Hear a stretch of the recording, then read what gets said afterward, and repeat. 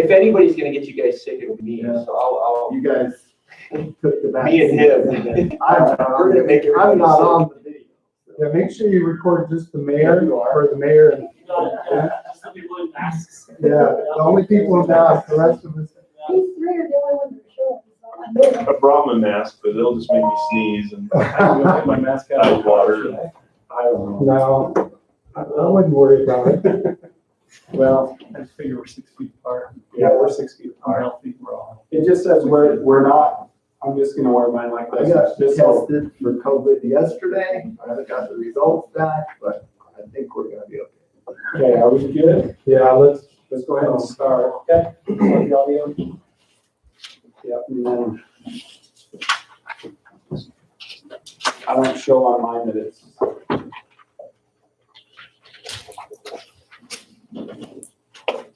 Yeah, but you have video going. Yeah, we're on. Okay. Let me see if I can get this.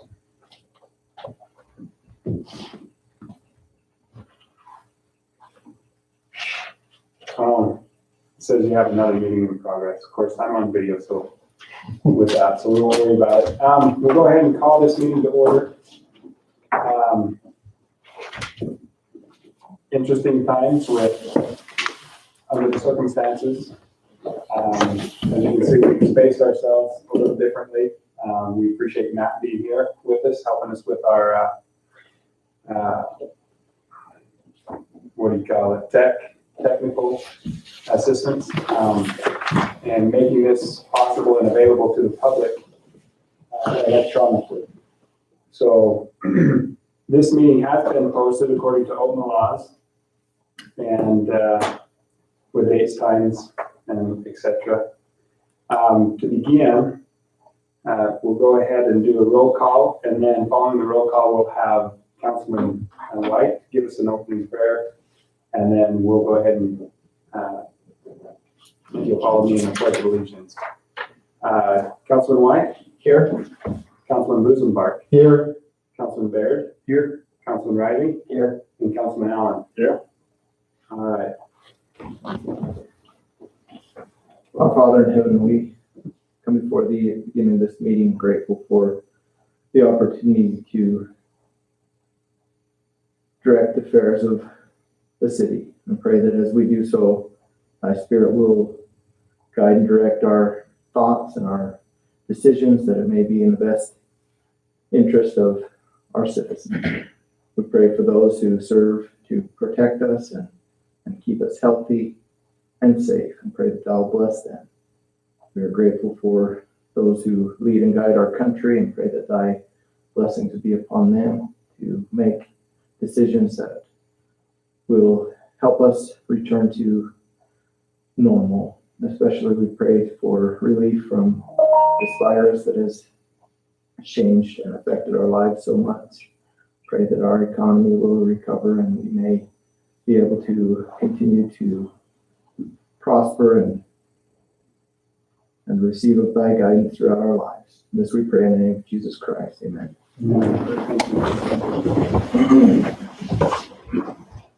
I pledge allegiance to the flag of the United States of America and to the republic for which it stands, one nation, under God, indivisible, with liberty and justice for all.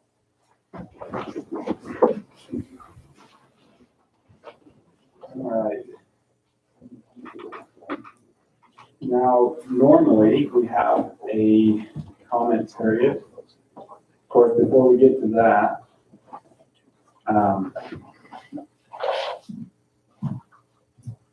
hey, Grant, find a seat right there, away from 6 feet. 6 feet away. Yeah. Appreciate you being here.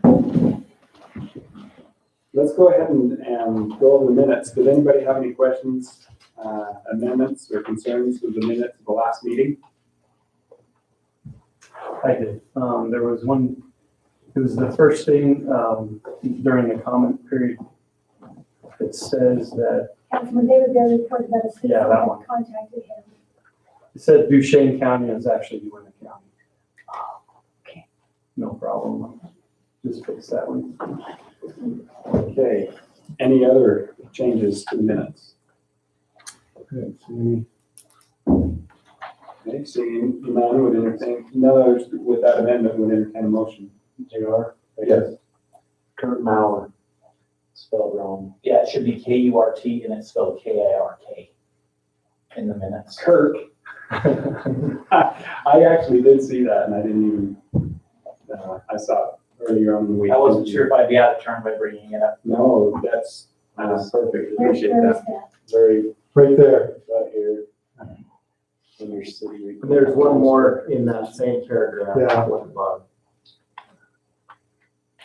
Okay, any other What page? corrections to the minutes? On page 2. Okay, seeing them, would then entertain a motion to approve as amended. So moved. Second. Motion by Councilman White, second by Councilman Baird. All in favor? Aye. Any opposed? Okay, motion passes. All right. Normally at this time we have our public comment period. I think we're going to forego that tonight. I don't know how we would do that efficiently. Just want to let the public know, if you do have comments or concerns, you can contact any of us online. Our emails are listed under government on our website, and you're more than welcome to get a hold of us either by email or phone and let us know your concerns. We'd be happy to hear those and make sure that those are addressed and taken care of.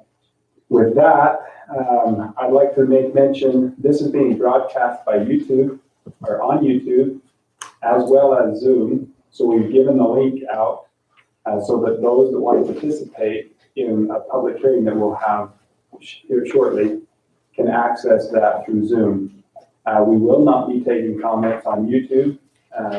There's several things that you have to do, sign in, sign up, and everything else to be able to comment on YouTube. So we will not be taking comments on YouTube, but we will be taking comments on Zoom. So if you're watching the YouTube channel, find our link on the Facebook page quickly and join that. And Matt is here to let you in.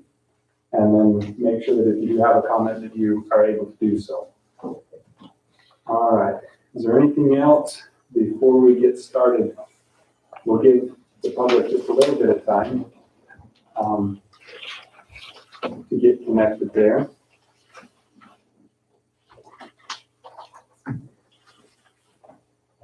Maybe let's do this, just to be fair to the public and give me time to actually log in. How many participants do we have now, Matt? We've got Vince Riley, we've got somebody logged in as tech, we've got Stacy's iPhone, and we've got Melissa logged in from home. Okay. So we'll give a little bit of time to be fair to the public, and we'll just continue on with our agenda, and then we'll come back to that public hearing here in just a little bit. The first item that we have is the minor subdivision approval. This is Steve Yak's property, and I think, Ryan, were you gonna represent him?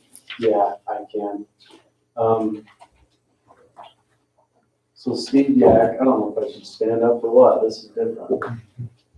So does everybody know where his honey shack is down there by Stewart's? Okay, just north of there, he's doing a lot split. And it's 1 acre, it'd be on this one.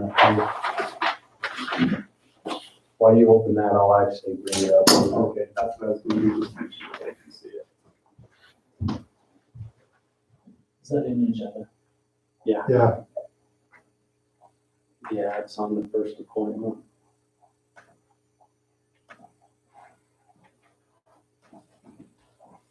So that smaller building right here is actually gonna be on that 1 acre parcel. This is not commercial, it's RM18. It passed through planning and zoning, they didn't have any issues with it. And he needs to get it split so he can sell it.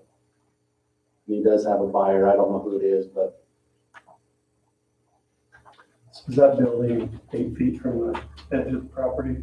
It actually has it as 4 feet there. I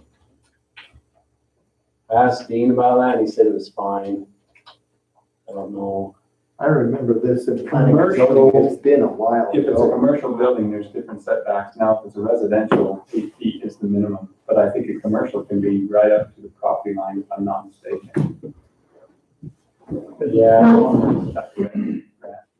I don't remember this in the last couple of planning and zoning. It was a while ago. And why is it coming to us then at this point? Any minor subdivisions, the way our codes are written right now, and we need to be looking, well, actually, planning and zoning is looking at Title 17 again Okay.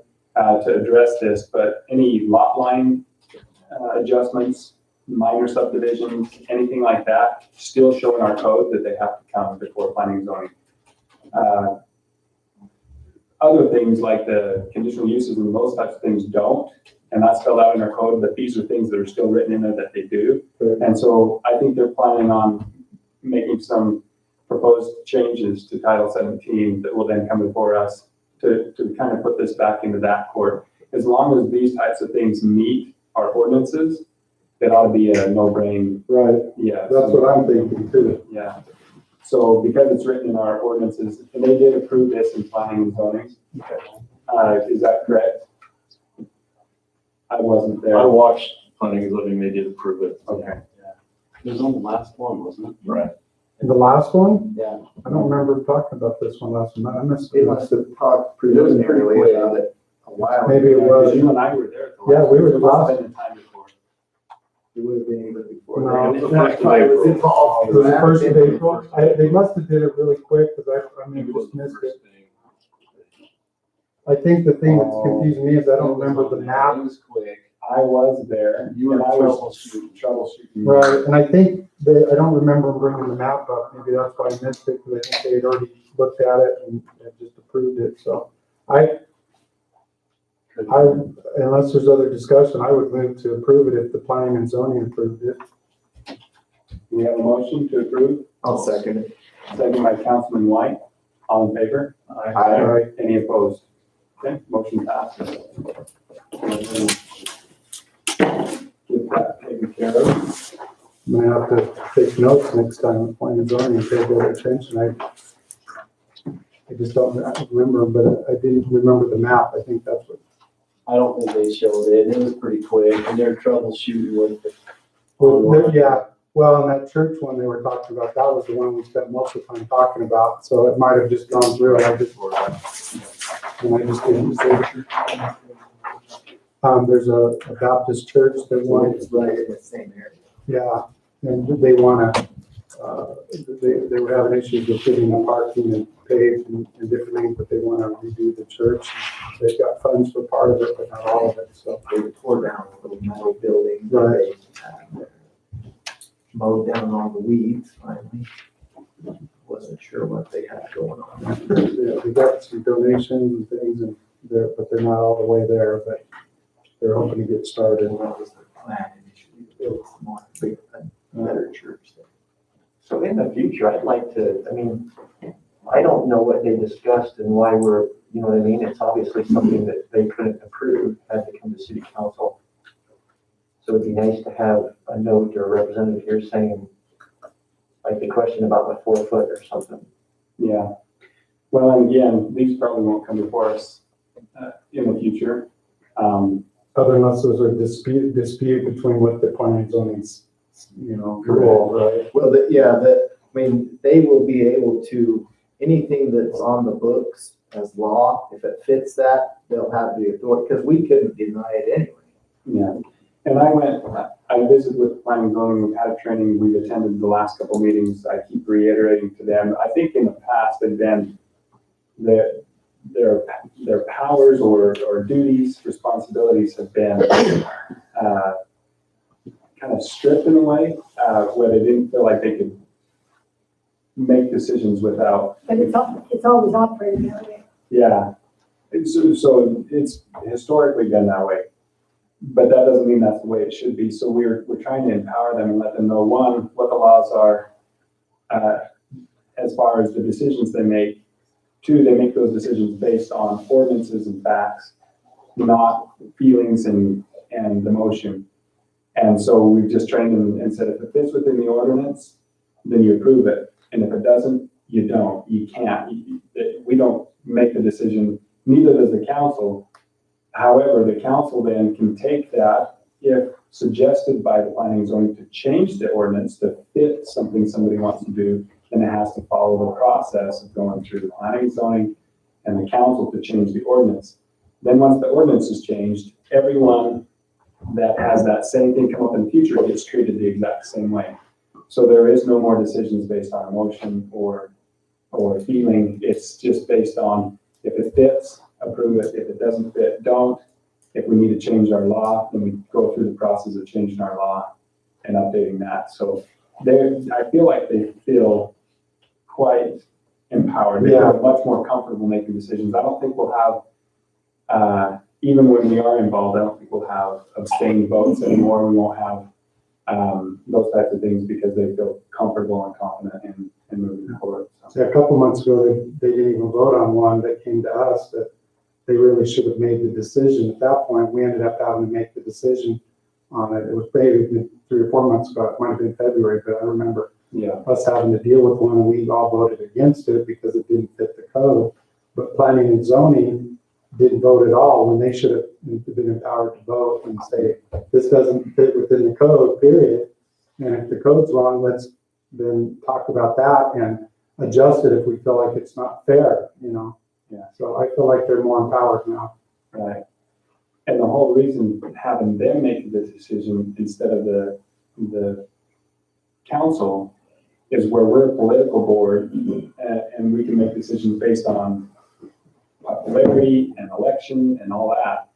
That's part of the protection in state code, is to give it to an appointed body that doesn't care if they get reelected or not. They're more objective in their decisions. And so that's the whole reasoning of having a planning and zoning and have those decisions made there. Well, and I don't know the setback requirements they do. Correct, exactly. And they're supposed to research those with Dean's help. We have another building inspector on the planning and zoning board at this time. We have an engineer. We have several people that know what they're doing. And so I'm confident that they approve of this project. Yeah. And I think we need to, whenever they approve, support them so they feel empowered so they know we're not gonna, but at the same token, know that if something's not fair, that they need to bring it to us so we can address it and Yeah, talk there's a about split vote because some think it agrees with the law and some think it doesn't. And the next clarification that needs to So the assumption with this one is that they've already reviewed this and agreed. Right. correct. And that's the only reason it's come to us. And that's why I feel comfortable in the future, if they do propose an amendment that would change Title 17 to allow them to make these minor subdivisions and lot line adjustments. I feel comfortable with that because I feel comfortable enough with them and now they know how to proceed, but we don't need to be involved because they're only going to make the decision based on what the written ordinances, codes are. Okay. Next one, let's do the resolution 2020-300 and then we'll go from there. So that resolution, historically, we haven't had any type of resolution or ordinance that addresses electronic meetings either. And so this ordinance, it's not an ordinance, this resolution is put in place to set the guidelines and things for electronic meetings and so that we have some type of parameters to work within. Grant, do you have anything to say about that? The only thing I would add is that the governor did an executive order suspending the portions of the Open Meeting Act, which is covering your meeting tonight. But within that order, they just said within a reasonable time, if we want to keep doing it, that we have to adopt a resolution. So this is just giving you guys the option to indefinitely do electronic meetings. And it doesn't have to be this exact same structure. When things go back to normal, if just one of you is out of town or something but wants to participate electronically, you'll be able to under this ordinance. Thank you. Any questions? Is this, yeah, I had several, sorry. Is this pretty standard to what other cities are doing, basically? Yeah. I figured that, I just thought I'd check. Yeah, a lot of it is really just parroting back the portions of state code that say we can do this. It's something that's probably long overdue. It's something that Right. if we had had a reason to be having electronic meetings, we would have done it a long time ago. But since the governor did that order that I was just talking about, we decided now's a good time for us to act on it. And so you guys have the option for as long as you want, not just around COVID-19. Under section 4, it says public attendance. It talks about that people will be able to, it says available members of the public in any location. I guess that's what we're doing with this part.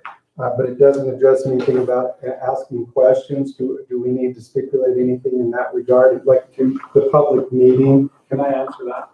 And, well, to a degree. So the way our meetings are, we've become accustomed to people commenting throughout our meeting, even when it's not a public hearing. However, that's not technically the way we're supposed to, I mean, that's not the way it's set up. Yeah. No, it's I up to the understand. chair. So as far as receiving public comment and stuff, as long as there's no public hearing, there's no need to receive public comment. Other than I do like to have public comment, and I think the public knows that. But that's again why I preface this meeting by, if you do have any comments or anything, or things that you would like us to know, please email us, call us, whatever. My concern was for the public comment period that we give them. Yeah. If all they have is access to hear and watch, they don't have access to make comment. I'm not saying we have to address that. I just wondered, it's not stipulated here as if we're gonna, and I don't know if we need that. That's why I'm bringing it up just as a question, because if we're gonna have a public comment period, but we don't have access for people to do that, especially in this period. And I agree, this is not something that's gonna happen a lot, and probably won't happen other than the same kind of situation, and that's what I'm asking, do we need to address that in our resolution? I don't have a problem with trying to do that. How difficult is that on a regular basis to, have you experienced this, Matt, with the county or anywhere else where you're having interaction with the public frequently? I haven't had any, public participation, no comments. We've had a couple of, Senator Ron Winterton will log into our Zoom meetings, and sometimes, Greg Todd will give him the floor to speak, but that's the only real public comment we've had. One of the things that we could do is maybe, we could treat it like a public hearing.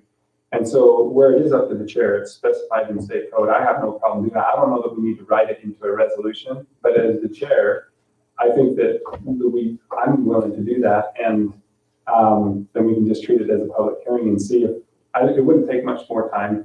And I think it would be a good practice.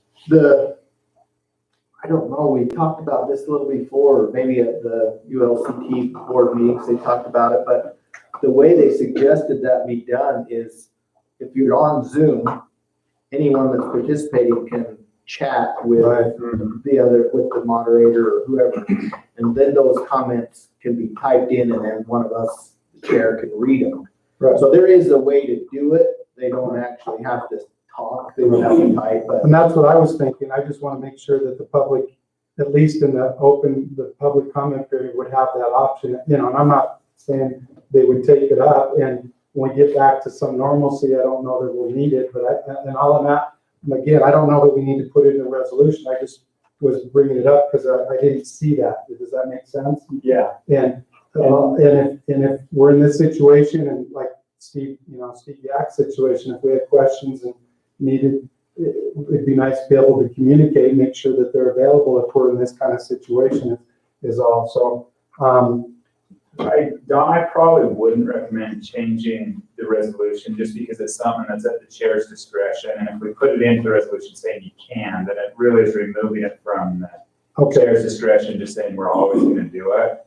So I think the way we are is fine. On Zoom, when I tested it for some of the county meetings, it is set up in a way that people can comment as long as they're logged on. It just have to be recognized by the chair, and then the moderator, if they would cut them off on that. Yeah, I can cut them off, shut off their video. Okay, that's fine. I'm not saying we need it. It wasn't in there and I just wanted to clarify that. And I'm fine with the way it looks. I just was clarifying that. The other concern, the conduct of the meeting, it says if the council member is disconnected during the meeting, but there continues to be enough council members either physically present or remaining connected to constitute quorum, it shall be within the discretion of the conducting meeting to determine whether to continue the meeting without the person. I would hope that we'd want to get them connected, right? I don't think we need to change the resolution. It was just because I could see, let's say I'm in disagreement and I get disconnected and you go, well, we'll just carry on and everyone else is approved. I'm still going to get outvoted, but I don't get a chance to make, and I'm not saying that's going to happen, but you know what I'm saying? I could see where the person in charge could say, well, they got disconnected, we're just going to go on and I don't see that happening, but at the same token, I'm not afraid of pushback and you know what I'm saying? And I think we need to make sure that we have discussion and think things through carefully because we're doing things for the citizens of Roosevelt, so. Agreed. I think that, again, I think that's a good point. Something that should be at the discretion of the chair, as long as we have a majority. But my personal feeling is I want to hear as much feedback as we possibly can get before we make a decision. That's right. And like I said, it doesn't say, it just says it's the discretion of the chair whether they reconnect them or they just continue with the meeting. And I would prefer, I would just hope, again, I don't think we need to put it in. I'm not trying to change the resolution. I just hope that whoever's in charge would want to reconnect and maybe do other business that's not, let's make sure they do get a chance to share or talk, and then maybe it doesn't address that. And maybe maybe we could change the resolution to say something to the extent if there's a disagreement between, if they're in a heated moment and a person that's in disagreement gets disconnected, they should have a chance to reconnect. Yeah, I don't know if we You even, can just change it to say that there will be a preference to get the person reconnected before continuing with the meeting, but then could say something like for compelling reasons, state on the record or something that they can move forward if they're not able to. yeah, I'd be good with that.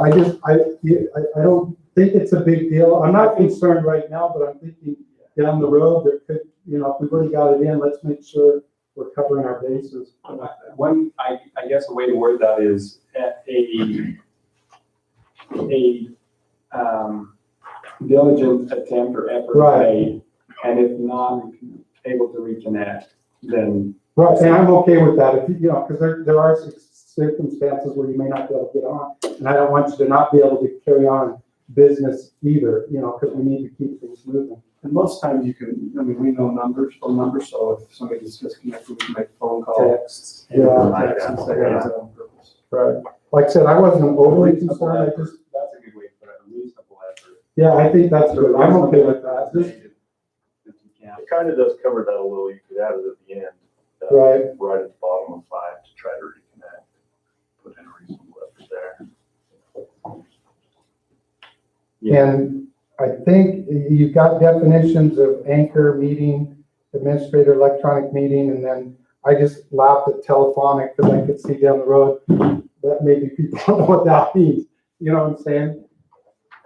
Because I still remember the old rotary phones, and you don't have those anymore, and I could see down the, we don't need to change it. You know what I'm saying? I just, Yeah, I think telephonic is talking about just by. I know, just cell phone. I understand. I understood it, but it just, when I saw it, I thought, the way things have gone in my life, I could see the telephonic being gone and it just being virtual or, by computer or something. We don't need to do anything. It just made me smile for some reason, just because of how technology is. So, okay, that was my thoughts on that. So sorry. No, that's good. The main concerns we got out of that were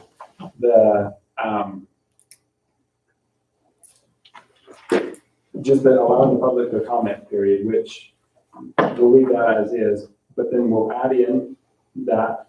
So based on those, are there any other questions or concerns with the resolution? Seeing none, would entertain a motion.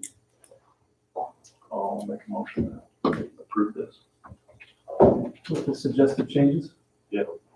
Okay. I'll second it. Were you gonna comment, Frank? No, I just want to make sure that I have the notes that I need on the changes. So my understanding is that the motion with the changes is that we'll add that a reasonable effort will be made to reconnect the member who's been disconnected, dropped off. I'll have to look at the wording on that. But then if reasonable efforts are unsuccessful, the individual conducting the meeting may proceed with the meeting, provided there is still a quorum, or continue the matter to a future meeting. Perfect, I like that. Is that, what you'd like in your motion, and your second still stands, Vince? Yeah. And you got the motion in the second? Okay, all in favor? Any opposed? Okay, motion passes unanimously. Let's go ahead and go to the next one, because that has Grant written all over it too, and then we'll go back to the public hearing. Hopefully somebody may have joined by then. And then we'll carry on with the rest of our agenda as follows. So the Uinta Basin Narcotic Strike Force Interlocal Cooperative Agreement. This is something that every 5 years or 10 years we sign. I think it's been 5 years approximately. And so this is up for renewal. If you're not familiar with it, we have one and a half members of our police department on the strike force. And they're all about just drug busts, those types of things. So they're hitting the pavement pretty hard. They're not the ones ticketing people for speeding. They're the ones that are,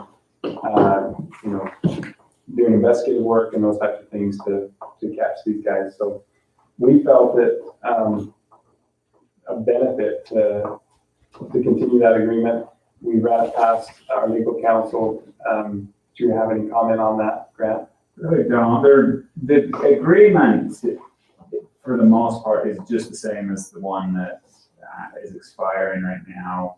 We're just renewing it. The amount has gone up, not quite double, but close, wasn't it? Yeah, so it used to be $8,500 a year, and I was the one that actually proposed that each entity participate and get 1.5. I don't remember, Rick, if you were at that meeting or not when I proposed that, but seeing the effectiveness of what they're doing and how much other crime it reduces by going after drugs and those other crimes, I thought it worth at least looking at and talk to Officer or Sergeant Gledhill to see if it would be advantageous to add another person. And he said, well, at least a part-time person. And so then he got a cost to us, which is $6,000. So that's $6,000 in addition to the 85, which is $14,500 to do that. All the municipalities and government entities decided to move forward that way. And it has been really effective. And so that would be the request to the council, is to approve the interlocal agreement with them, and also to approve the budget amount of $14,500 for the year 2020. Or 20, what is it, Kurt, 2020 or 2021? 2020. 2020. And it's also on the POs. Right, I saw it on the deal. Rick, has it been a pretty good, it's been a good working relationship with, because it's with Uinta County, right? All of the basin, Uinta County, Vernal City. Vernal City is actually the lead agency. Excuse me, and Duchesne County as well. We found it difficult at times to make buys and so forth. You can't do it with one person. You need more than one. Sometimes you just can't get people from the other agencies here. This frees up another person to go out and help do that. All the funds run through Vernal City. It's not a time and a half situation. It's a little less than that. They get a fixed rate for their participation in the strike. Works well.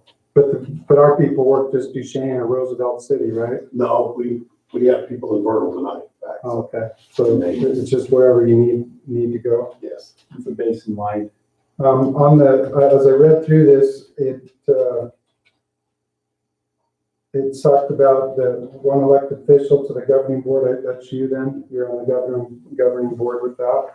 Correct. There's a lot of stray marks I didn't understand that they had put okay or different things. Is that? Oh, those are my marks. So those are some of the changes that they made. They made some insignificant changes. There was an entity name change that they had to do to make sure that it was understood that they're their own entity, and a few other things that they put in there. Other than that, those are just notes that I put in where there have been small changes so that when I talk to Graham about it, I can point those out and say, here's anything that had changed in the previous document. Do you see any concerns with how it's written now? And so that was. No, Grant's here. I just had one question. I'm sure it's fine. I just, again, apologize for my, being a novice city councilman. I don't know anything. But it says, strike force shall indemnify and hold the cities and counties harmless from any liabilities, claims, damages, whatsoever, which might occur or arise by reason of the actions, activities of the strike force and the performance of their services, except any liabilities, claims, or damages may arise or occur by reason of acts or the negligence of an officer, agent, or employee, or of any member or user agency acting outside this agreement. I don't understand. If we get sued over something that the strike force does, they'll indemnify us, which means they'll cover the cost, whether it's a judgment or the cost of defending ourselves, unless our officer is negligent. If one of our officers is negligent and that's the reason we're getting sued, then we would be responsible. And that's pretty common. I mean, in terms of the whatever the language, the language is pretty standard. That always, I mean, you trust people to do their best and you try to hire good people to do their job, but that one scares me just a teeny bit. It's really not liability as a police. I mean, yeah, if our officers are negligent, we're responsible for that Right. anyway. It's really not changing anything that would make it so that the city would have to pay out when we otherwise wouldn't. In fact, it's just the opposite, saying that if we sue for something the strike force did, that they cover that. It's only the things that we would be responsible Right. for anyway. Like I said, well, I just keep hiring good people and hope they do a good job. That's all. I just don't want anything to come back on the city, I mean, it happens. I understand that. It happens all over, but just have we ever had an issue with the strike force as far as having any type of a claim against the city? I can't think of any. Can you, Eric? We have years ago. Didn't involve us, so we weren't involved in the operation at the time, but And how many years have we been doing that? 30. Yeah, my time would go back to 2006, and I haven't seen any. It was a property issue anyway. It was settled fairly easily.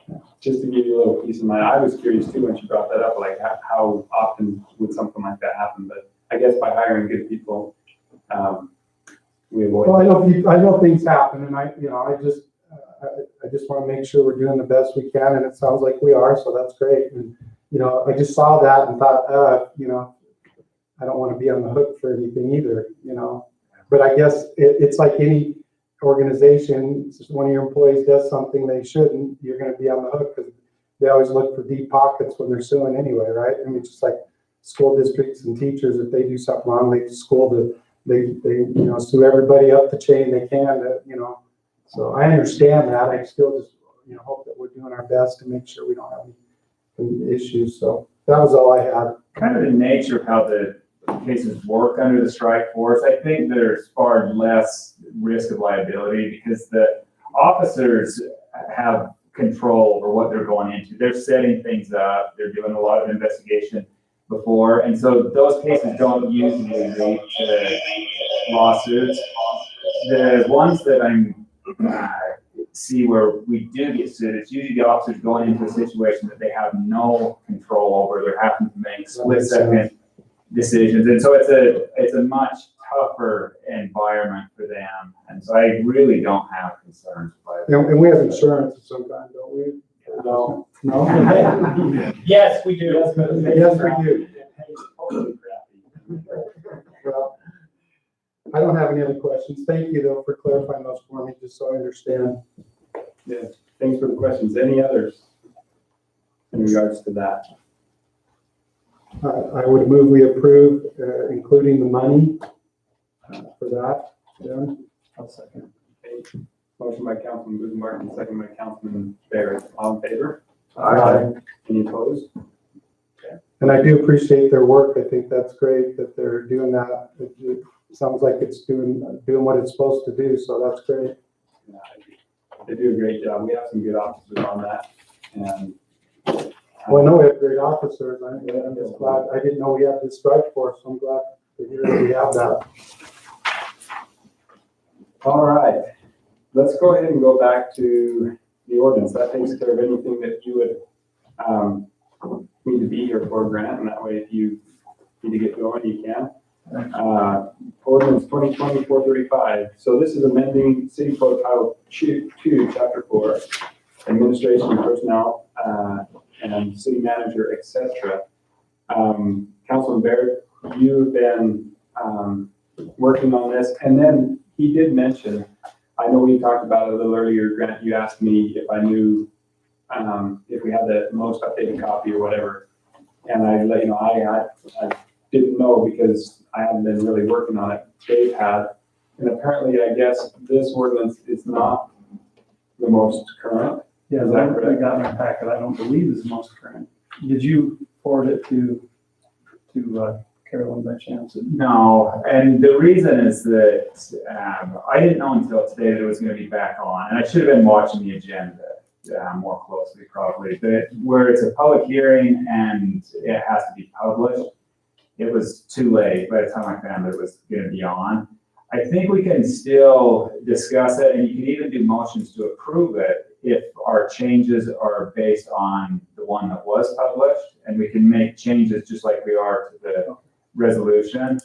But there's not another working version because it creates other problems with the notice for the public hearing. So with you probably knowing this, you see specific. Well, there was a couple things we talked about in our last council meeting when we looked at this. The first thing was, Can I give a brief overview? sure, go Of for it. what it is. So basically what this is doing is, there's some suggestion with adjustment to the relationship between the city manager, the mayor, the council. And then there's talk about term limits for the council being 8 years and those types of things. So this basically establishes the relationship and the powers and authorities of that. Now, one thing that I want to preface this with that I don't know that a lot of people understand or know, that Roosevelt City is a 6-member form of government. What that means is, in bare bones, by state code, state statute, you have 6 members, one being the mayor. The mayor inherently has the executive authorities of the government, the administrative executive authorities of the government. However, the council can give themselves or create a position as manager and give all or some of those authorities to the manager or even to themselves as council members. So those administrative and executive functions can be delegated back to even the council or to a city manager or a little of both or whatever. And so this resolution is talking about that relationship, what authorities were given the city manager that are from the mayor's position, if any, what authorities were given to the council, and then what authorities are being left with the mayor. That's the gist of it in a nutshell. And so, and then Dave, you can take it from here, but I just want to kind of preface that, let the public know what it entails, what we're doing, and what it's all about. So Yeah, I think that's a really good summary. This has been out for public review for 3 weeks. Right, Carolyn? Well, the notice went out. The notice, Okay, so they don't have a copy of this? no, Oh, okay. but So, in the notice, it says if you want to see it, you can request it. okay. Did anyone request it? Nobody requested. Are we still putting it on the, State side. yeah, Now, this would have gone out as agenda material on the state site for Okay, this next perfect. meeting. because that's the main thing, is it was out at least a week beforehand on the state site with the agenda And it was advertised in the paper. accessible. Great, So, so the public has had an opportunity to read this if they were and, interested in it. and that's another point that I'd like to make, I don't know who's watching or who will watch this in the future. But when we have an agenda for a city meeting, we try to get that agenda done a week in advance for two reasons. One, to give the council plenty of time, like Don takes advantage of, to research and find out what's in that packet. And that's the whole point of doing it that way. At the same time, we want to give the public the same opportunity to look at the same information that the council has, and they can access that on the state public notice website. And so anyone that's curious about our agendas and what information's there, Carolyn has been very good at compiling that information, putting it on the state public notice website so that it's accessible to the public. Just want to throw that out there. Okay. So really, the only thing I have to add, is we discussed this two meetings ago, because it was something we wanted to just work on as a council, make sure it was the way we wanted it. There was a couple concerns, or not concerns, but revisions that we wanted.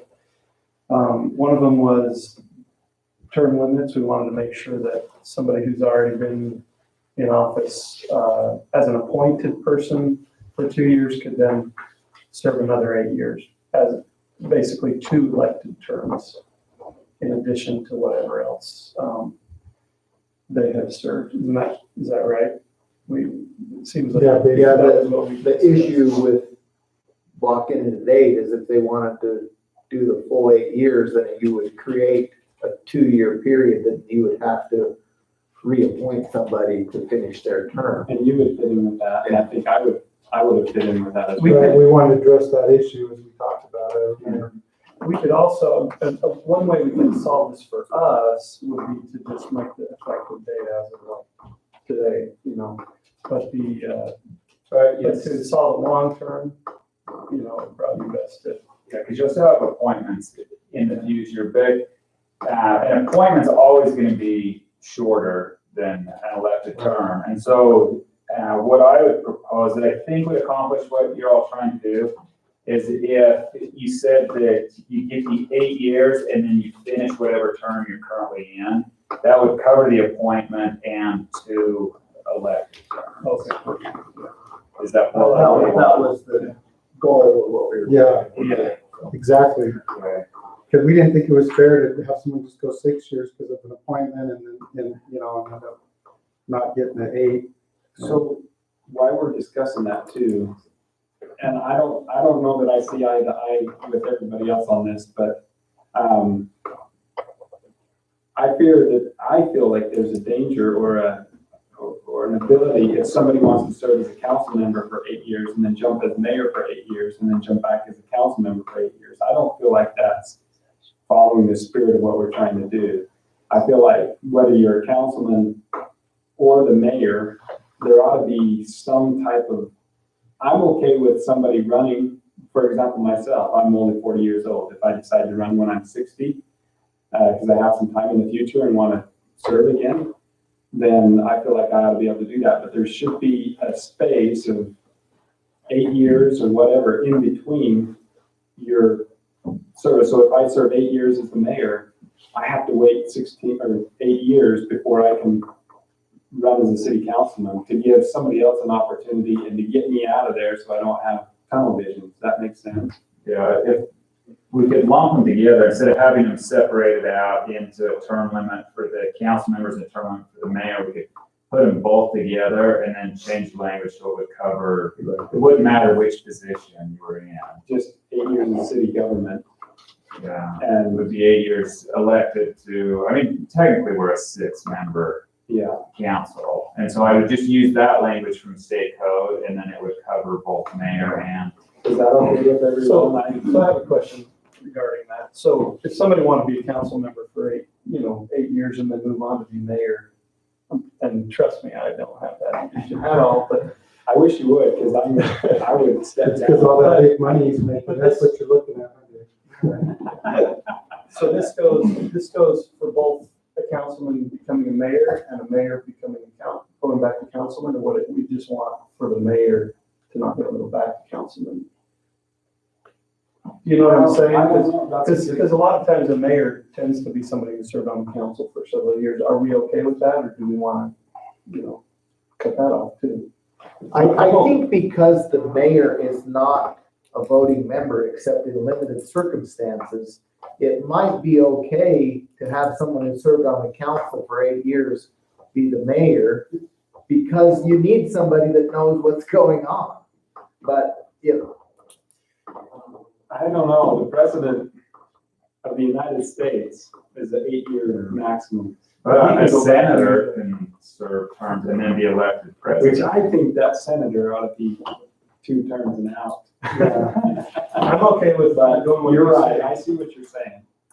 But I just wanted to throw that out there in case we. I'm kind of thinking like you did a little bit. I don't have aspirations, but same token, I don't want to limit someone down the road who is on the city council and would like to, because you could be in the city council 4 years, and then they want to be mayor, but they're only mayor for 4 because of that would be their 8-year term, right? But would you allow a mayor to go back where he can't vote for 8 years to go back and serve on the city council? I think once you've been mayor for 8 years. the goal of these term limits is to not get the same people in there for Right. the length of time. So It's to create new ideas, generate new thought. And my thing is, if I wanted to be a councilman, I would wait 8 years and be a councilman. To me, that's a long time, but it's not.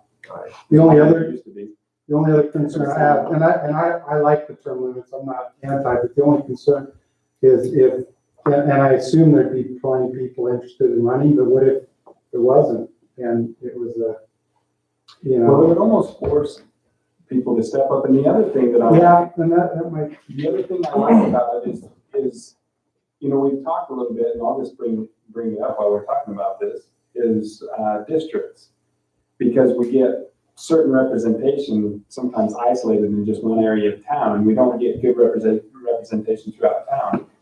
And I think there's a couple of things that go with that. One, I think people are intimidated to run, and fear is the biggest reason. Not that they wouldn't do a great job, it's just they don't think they could win against so-and-so or whoever. And so if those guys can continue to, the popular ones or whoever might be well-known throughout the community, if they're able to get reelected, but you have somebody else that would have great ideas and would love to contribute, but one of their main reasons for not doing it is because they just feel like they wouldn't have a fighting chance, you might get a little bit different perspective. And I feel like that's the whole goal with this, and even with doing the districts, is to get a broader representation of our town and make sure that you have more participation throughout the whole town versus getting in think tanks or groups that are just, they all think similarly or think alike. And so I think it'd be beneficial personally. And that, to me, that is the goal with the term limits. And if we were to even do districts, is to broaden that spectrum of who we have here and representation throughout the town. I think more people would step up. especially if they have to, because they'd say, I can't run, it's, I have to wait. And then you could go to somebody and say, hey, it's not that bad. You got great ideas. You should do it. Right.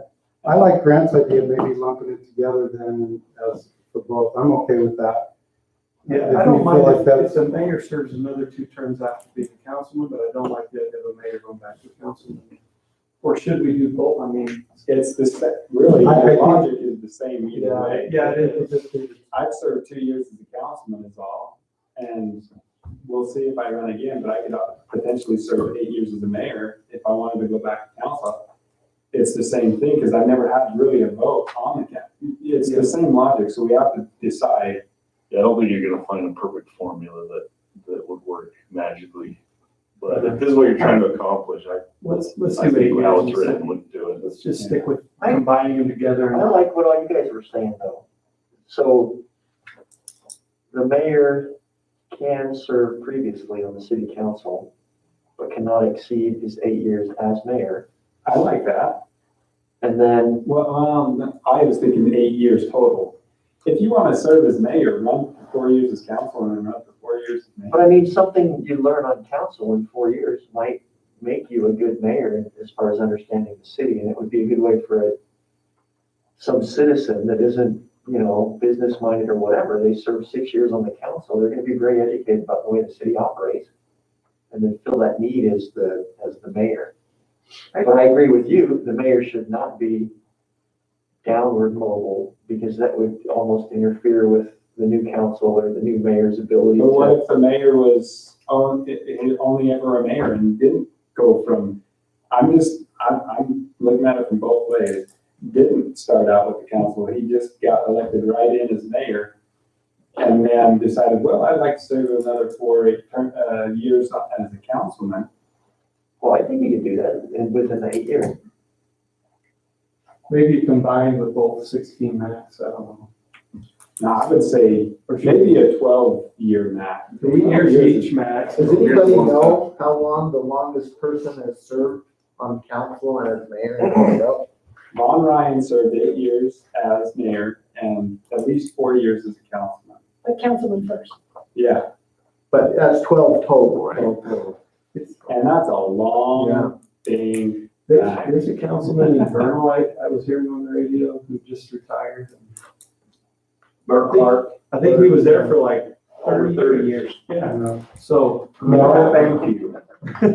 Thanks. It could happen. I mean, I think that's great, and thanks for the public service, but to me, I'm man, done at 8, absolutely. Well, like I said, there's advantages, but there's also a lot of disadvantages because you get kind of stagnant and it's helpful to have those new ideas and new energy. and the thing is you can run again in 8 years anyway.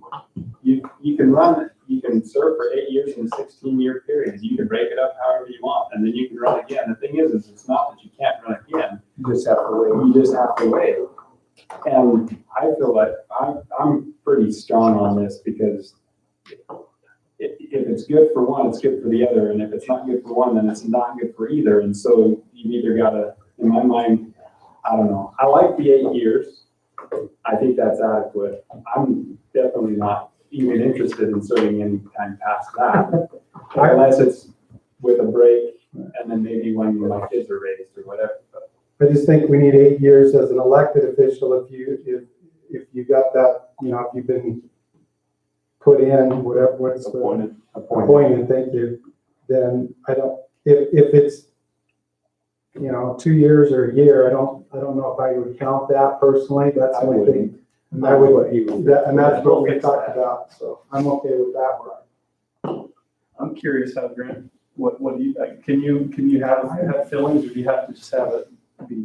Well, I objective? can, but a lot of times, honestly, I don't. And this is one of those times where I'm focusing on thinking of how to draft to accomplish what you guys are wanting to do, which is what I've done the whole time I've been working on it for you. I really am neutral on this. I can see good arguments on both sides, and I'll draft whatever you guys want. And I feel like it'll be fine, whatever you guys decide too.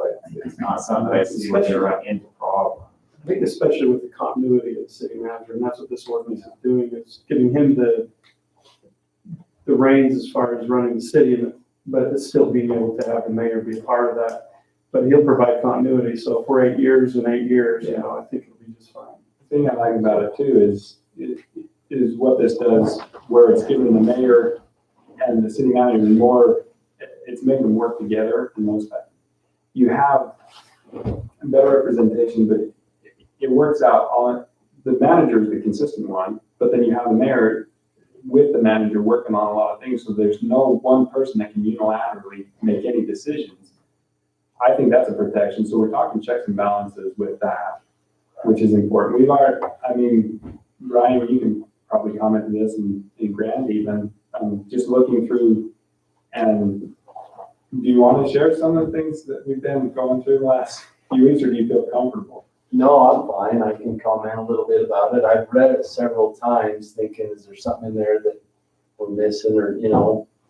But honestly, if you're doing what you're supposed to be doing, that mayor and that manager should be tied to the hip and making decisions together and keeping you guys informed. And likewise, the manager keeping department heads informed as well. So think it's a good thing, really. I mean, and then you're protecting each other. There's some decisions you don't want to make on your own.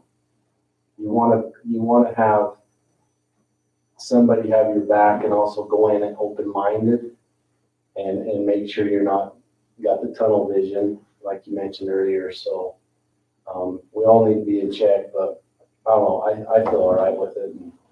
And most of it we're doing right now as it is. The last 5 months, other than the meetings, which is an easy fix, but we're doing most of it already. I can tell you, it's been a much different experience for me working with Ryan, and like I said, we have been tied at the hip. When I've got a concern or anything, it's our concern, it's Roosevelt City's concern, it's not his or I's, and it's been really good.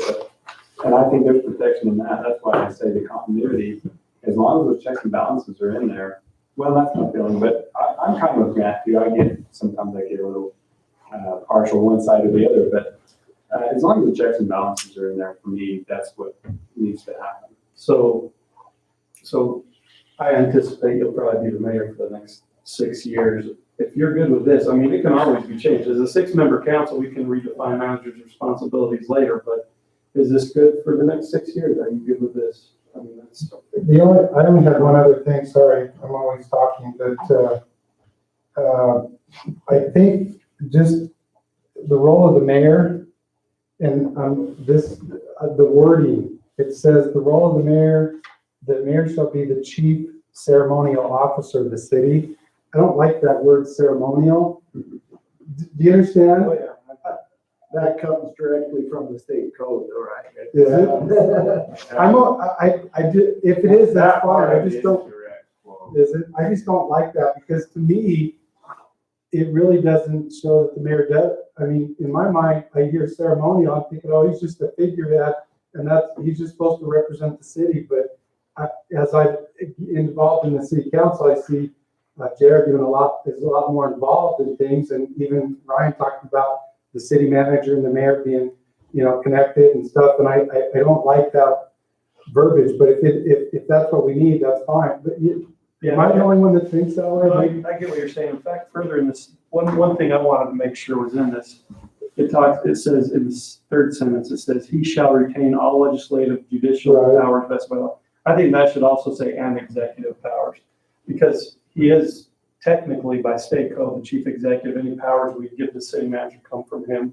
Part of the reason So I think he says, should maintain any executive powers that aren't specifically given to the city manager. Right. And so if we put that in that paragraph, that's one of my suggestions. And it would kind of, even though that's kind of silly the way it says ceremonial, he is also the figurehead of the city. He is. I understand that. He represents the city. It's just, I don't like that. let me give you an Doesn't, well, you care? No, go for it. Maybe, it would help with what you're saying, Don, if we just didn't lead off with that. Yeah, Because those first 3 sentences are really talking about 3 different functions. It's written the way it is in state code, but the order has no significance. And so we could have that be the third sentence and just say the mayor shall serve as chairman of the governing body. He shall retain all executive, if that's whatever he wants, legislative and judicial powers vested by law, and shall be the chief ceremonial. I think that actually would help, right? Because you lead off with that and it just sounds like Jared really doesn't have anything to do. And I know that's not true. You know what I'm saying? Oh, yeah. But Kisses the babies and cuts yeah, yeah. To talk about that point a little bit, the chief ceremonial officer is one thing that can never be taken from the mayor. That's one thing that he'll be the chair of the governing body no matter what. So there's certain things, functions that he does that cannot be taken. But to give you an idea of what you're talking about, Roosevelt City, from as far as I can tell, is the only one that has given all of the executive functions to a not elected official, and only had the mayor for the most part as the ceremonial officer. If you look at Vernal Cities, I'd invite anybody to look at Vernal Cities ordinances. In there, it specifies that the mayor is the chief executive officer of the city. They also have the city manager that functions along with the mayor, who has been delegated certain responsibilities of the day-to-day operations in the city. But ultimately, the mayor has some clout. And I think that's a safe thing because further on in this, it states that the mayor is to be invited to any executive meetings. And Right, I saw that. it defines what an executive meeting is, which hasn't happened, at least from my experience, has not happened in the past at all. So the mayor and the city manager had no idea what the other one was doing. And that was all changed with Ryan Claiborne. And so this is kind of interesting because we're spelling it out in here, but we're doing it anyway naturally because it's a natural thing to do. Right. But in here, we're trying to redefine those roles so that those two individuals know that they better get along and work together. Well, the reason I bring it up is that, you know, people read this in the city, and the first thing they see for the role of mayor is ceremonial officer. And a lot of people don't read more than that. You know what I'm saying? They see that because they're long documents, they kind of scan. And I like what Grant suggested in moving that down so that that's not the first thing people see, so they understand better your role and what your, Yeah. you know, based on state code and everything else. I think that would make me feel better about it because I don't like it that way. Because like I said, people, you know, I mean, I taught school for 100 years and people don't read directions. I know that. You probably one of them, JR, that didn't read directions, you know? So, You know what I'm saying? And so they skim and they see ceremony officer and they move on to the next thing. And that's all they understand. And it doesn't make sense because in their brain, it's kissing babies and cutting ribbon. right. So I like Grant's suggestion. I'm okay with that. Yeah. And that was my concern. That's one of the main things too, and that's why it doesn't mention, it's been specified that it doesn't mention the city manager as the chief executive either. He's a chief administrating officer, so kind of gives that separation. It alludes to that separation. You have to kind of read into it, but alludes to that. And then it kind of gets them on a more of a level playing field. Well, too, if that change to be, I'm good with that was my concerns. I like the changes we've suggested tonight, and it gives me that's what we're for. So let's go back to the 8 years, because I jumped ahead on that one a little bit. What are you guys comfortable with doing? I think we're comfortable with just combining and keeping the 8 years. I go back to, I thought for years that the federal government and the state government should have term limits. And we don't. On certain things we do, but not everything. And I think that would help the government if we had term limits, especially on like the legislative branch. And so I think if that's how I feel about that, I think we should do the same. If that's how, we feel, and I agree, it's good to have new blood, get other people in, have people from other parts of the city be involved, so it's not just always the same. And, and like you said, you can always come back and run again. If you really want to be involved, you could still get involved in the planning and zoning parts. I mean, there's other places you could be involved without being in the city council or the mayor. And so I'm perfectly good. The only concern I had was I hate a person that was appointed to feel like they got shafted a little bit when they wanted to run 8. And I don't know that they would, but I would like that option that not count in their 8 years. Isn't that what is basically what Brad's doing on that? For the appointment. Right. Yeah, if I just have it so that you serve to the end of your second elected term, I think that will. Perfect, yeah. Yeah. Once 8 years hits, finish up whatever term you're in, all good. Right. Did you have anything else? No, Did you I sign that needs to be? That works for mayor, but for city councilman, there's 2 and 4 years, so that would only be 4 years for some city council members. The 2-year Well, ones would be filling in a 4-year term. I would just simplify it and say 2 full 4-year terms. So even if you get appointed and it's 2 years and 6 months, it's not a full term, therefore you can serve another 2 more terms. I would just say, I think however it's written is, as long as it clarifies that you get 2 full terms and then whatever else. yeah, if you're appointed and it's 2 months or 2 years and 9 months or 2 years and 1 month, that's an appointed time, and so 2 full terms. Does that, what do you think, Grant? I can do that. I'm trying to think of if there's really a difference between saying 2 full terms or just using the language that we already are and then saying you get to finish your term. Nobody would have to end in the middle of a term just because your time ran out. Right. And I feel like that, That's all we're trying to. and I feel like that covers it, just saying that rather than addressing how you accumulate Right, the 8 years. that's fine. Okay. I'm good with that. And those term limits would be effective as of today, I suspect. The way it's written right now, it's not talking about when you start or end, it's just saying nobody can do this, so it would apply to everybody that's already in office. And we can go for a couple more years, and then if if there's a real reason to maybe change that or look at it, then we'll follow the same. I was thinking the same thing. I thought, you know, Well, that's, in that amount of time, this body will be probably different people. One of them may not like that and might want to run. They might convince everybody else to take them out, you know. Yeah. But were you gonna say something else? Then? Well, I think the way it's written is good. Just change the less than 2 years of service. By person elected or appointed after the effective date of the session, shall not be counted. And then all the wording's fine. No more than 8 years and 16, and if you served less than 2 years because you're appointed, then it shall not be counted. Because go get, scroll Mayor is identical. right there.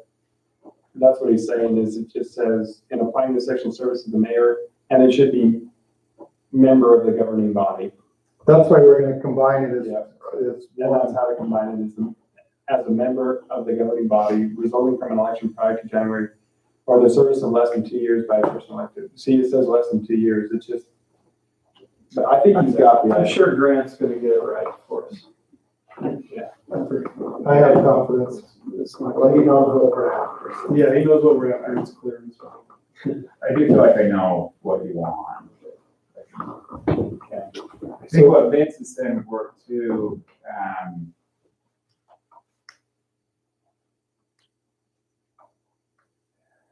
I don't know, the 2 years. You'd have to change that because that would have to be less than 2 years, and if it was That's what 2 I'm years. saying, that's what I was pointing out before with the 2 years, is if you're appointed, I don't care if it's 3 years, I don't care if it's 1 year. If you get appointed, it's not a full term, therefore it doesn't count towards your.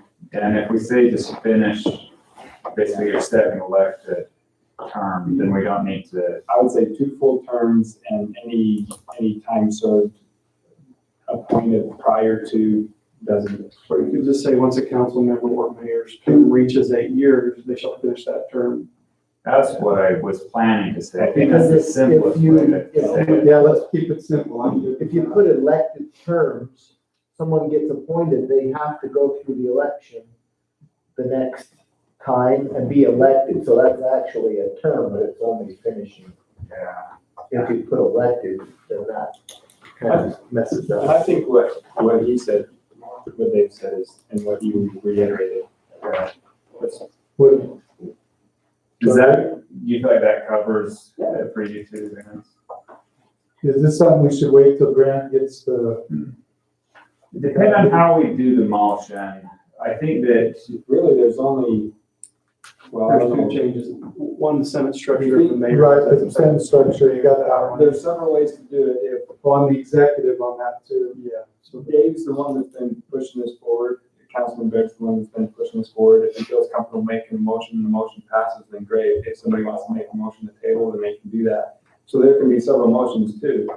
I would say, I would allow Dave to decide, in summary, what are the changes that we've made? the only ones that I've got notes on are that under the role of the mayor, I'm gonna move the ceremonial sentence rather than being first. I'm actually gonna move it to fourth because it's identifying 4 different things. And then we're adding executive in on the part where it says that he retains all legislative and judicial powers, just adding executive there. And then on the term limitation section, I was gonna combine the council and mayor, just make it so that it's one, applies to everybody.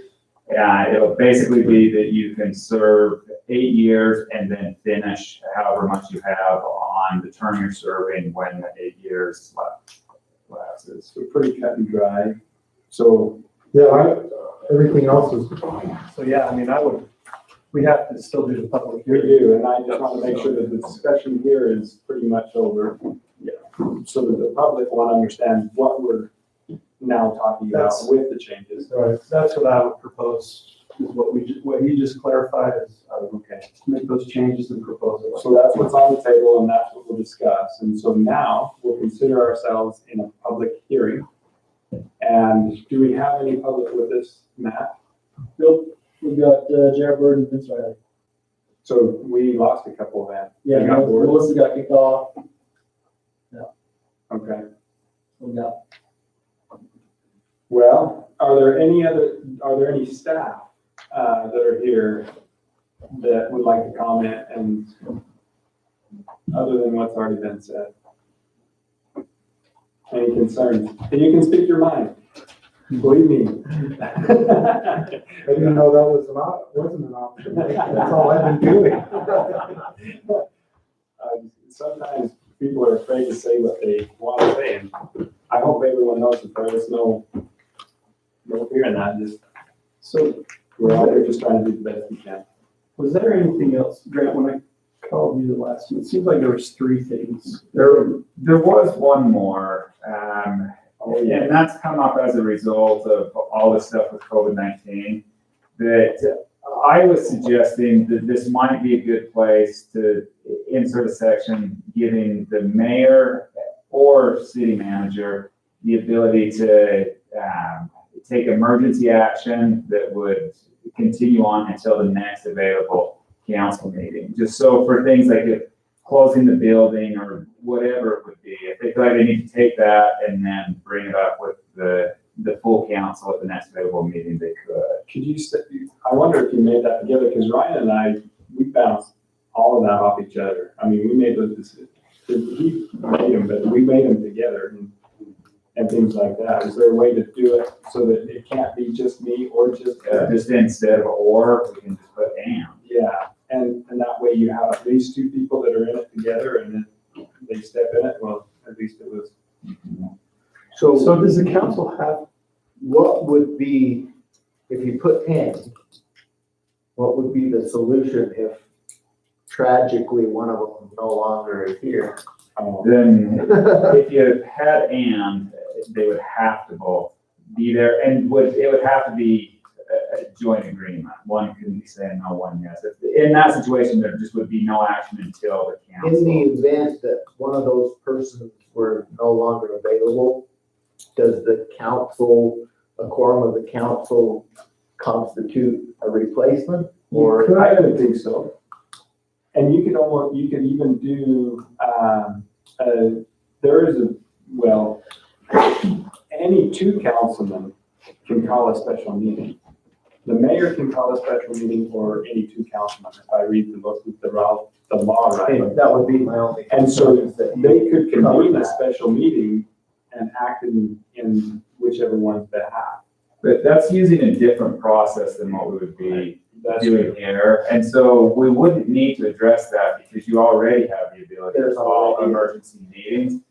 This was just trying to provide an easier alternative without having to have the meeting. But what you're pointing out, or if we have it as the and, then they have to both be available and have to be in agreement. If we have it as or, either one can independently take action, and then I personally don't feel comfortable with me doing that. I would feel comfortable with Ryan doing that, but under both of those alternatives, though, the way that I'm planning to put it in, or suggesting that you guys put it in, is that action would only be in effect until the next council meeting, and then the council would either choose to continue on with that or change it to whatever you want. But you did say the council could hold an emergency meeting if needed. Yeah, the way that JR said, either the mayor can set an emergency meeting or 2 councilmen can set it. So in the event that the 2 of them couldn't do that, the council too would have to get the meeting in order to say, this is what we're gonna do until our next. And there are special provisions. You don't have to give 24 hours notice. It just says, I can't remember what it says. You can do it the same day, but you have to make sure that each member of the governing body has been notified of the time. And Grant, you should probably be speaking to this. So on how it's set up, Yeah, I don't remember if reasonable is the word that's used, but you just have to give whatever notice you're able to. each Would member you- has to be contacted. Sorry, would you recommend and or the or in this situation? To me, I feel like based on, Councilman White's suggestion, it might be easier just to leave the or, but then to have, like you said, have the next council meeting discuss, and we could, being that it's an emergency, we probably want to have an emergency meeting to discuss it, so we could address it within a short amount of time, I would think. With the scenarios that I was envisioning when I first made the suggestion today is that it would be things that we need to take almost immediate action. Right. And so that's why my original proposal is that it be or, and it can be either one of them. Is the only time it's going to be used is when something has to be done almost immediately. And I think sometimes even the delay of the two of them getting together, discussing that, may already be feeding your effect. But that's what I'm thinking, the or sounds to me better, so that something could be done, but then we would have a meeting, and if it's an emergency, we should probably consider having a meeting sooner than later to discuss what was decided, to make sure that's what we feel as a council. So. And you're making a good point on the emergency meeting and this suggested provision could be used and likely would be used together if it was needed. If somebody would do something to just fill the gap until the emergency meeting. I think we leave it as or, but I do like adding it in there, I think, just to clarify that. And Grant, can we put that in this ordinance now? Yeah. Okay. Do we have to define, I guess, what an emergency? I think those are they defined already? Well, and, I think we're, let's say if we just put it city manager, the guy who can be fired by us is probably gonna consult with somebody. Right. So, and we can fire him that next Tuesday. We meet. So again, I'm not concerned about giving that power to the city manager for emergencies. So I would be okay with the city managers for emergency circumstances can make whatever, and then make that call. We're gonna close the building. There's a shooter. We're gonna close the building or something like that. And then later they can contact the mayor, contact us and get all that stuff worked out. Well, you're not working down here. That's what you know. No, I think that would be. I like the or, I just want to make sure that if we need to clarify emergency, we clarify what defines that. If, your emergency, on my desk, you said your emergency is not my emergency because, kids would wait till the end of the quarter to turn the work in, not a grade. Yeah, you want me to correct it right then when I have 100 others to do. So. to define emergency earlier on in the provision, I think would be important.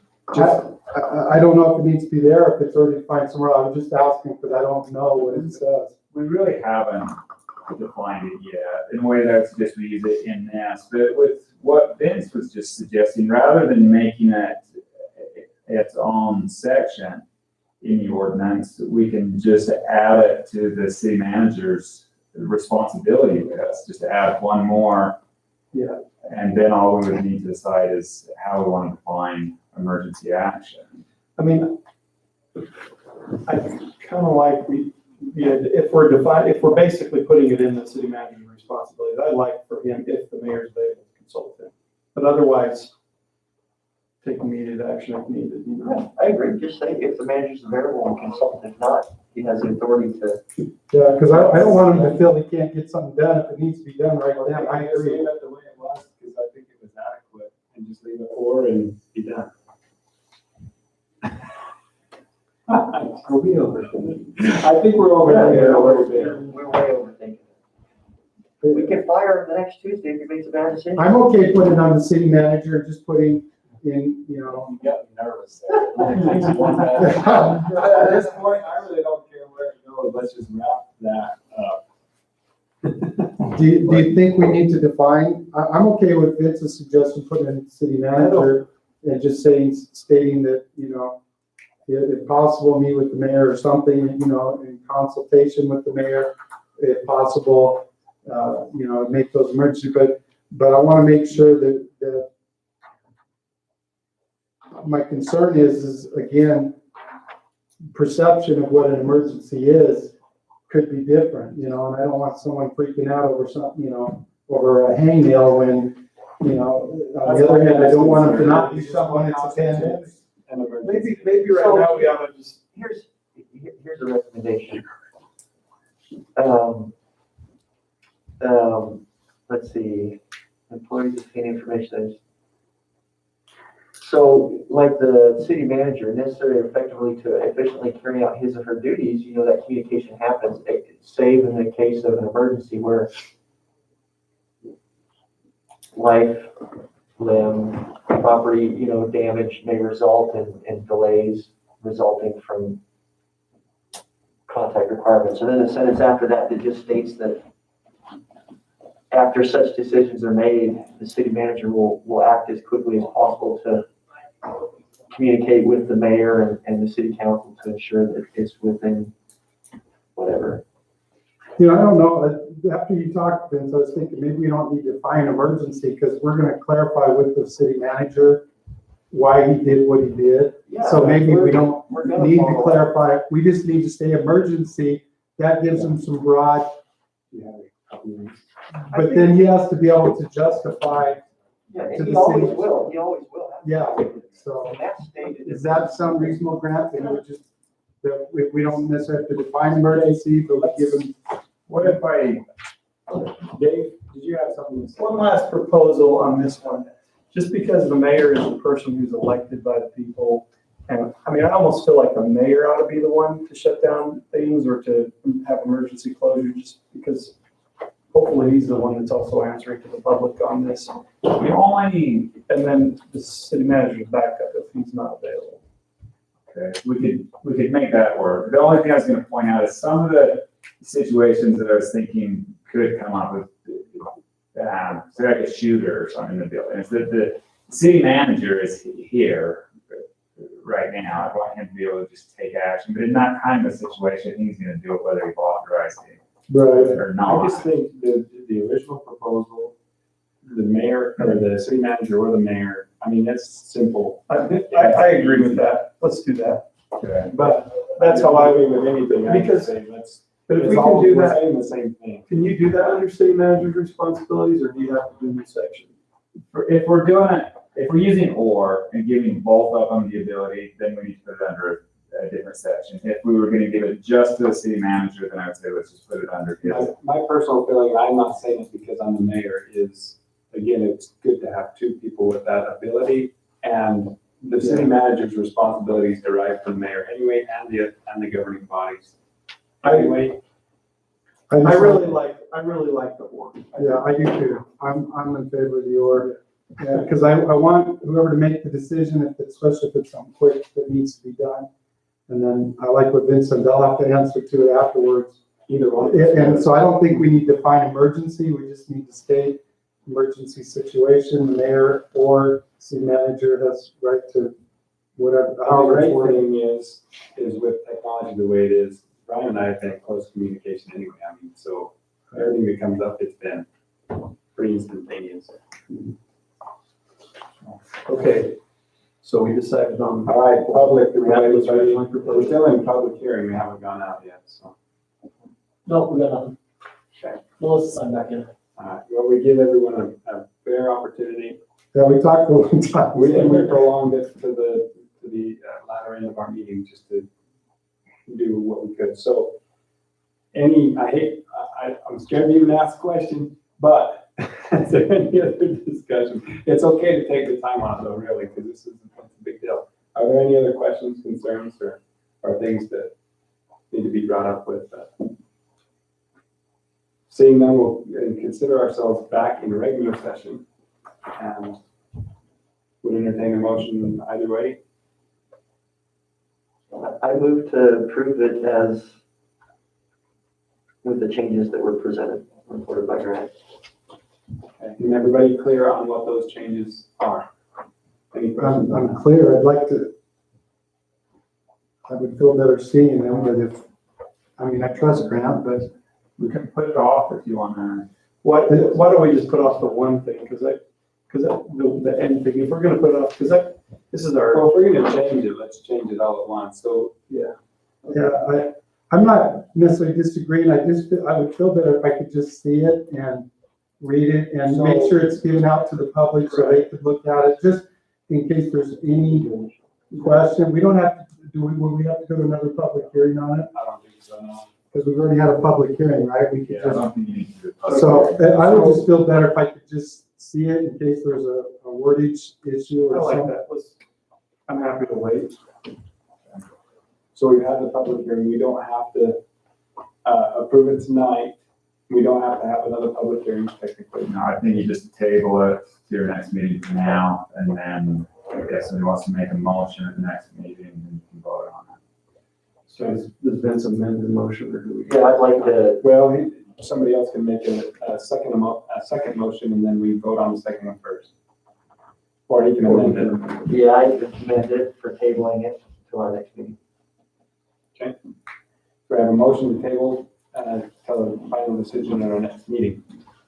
I'll second that one. Okay. We have a second. Thank you. Consider it tabled. I ended up with 3 pens somehow. That's pretty awesome. Has everyone, been able to see? All in favor? Aye. Any opposed? Okay, has everyone been able to see the purchase orders? Okay, going around, I don't know which ones have all the. Yeah, I don't have questions this time, sorry. You'll see we did add the purchase order for the new fuel Right, terminal. yeah. But I don't think you signed that yet. Well, I did. we just added that, we did forget one, and so. Yeah, Oh, so it's you gonna added it. Okay, because I signed the one. Okay, all right. What did you add, Ryan?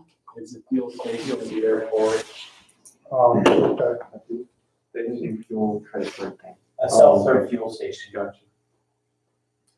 All right, Main Street parking concern discussion. Did somebody have a concern with Main Street parking?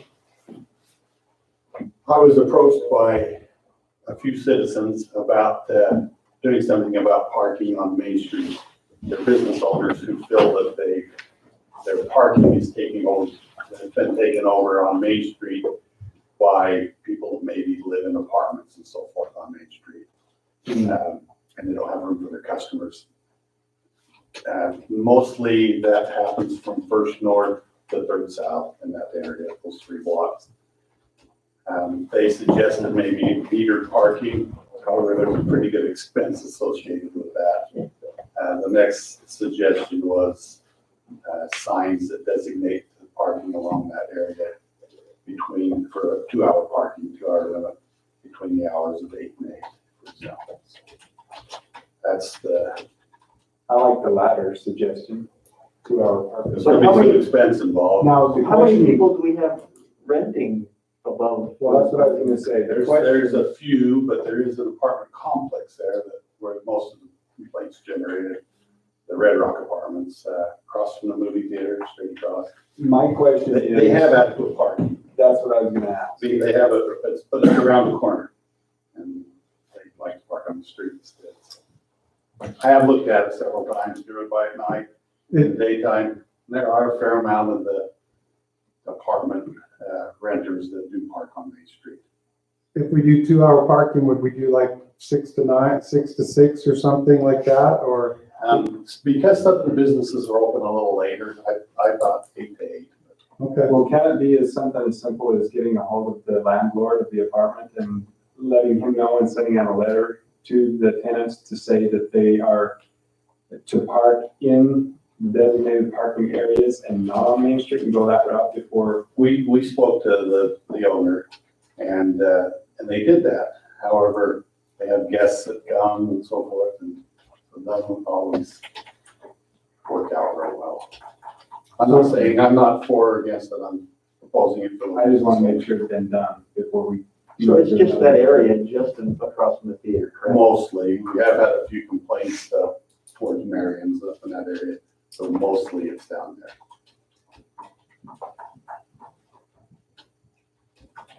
So what would be your suggestion?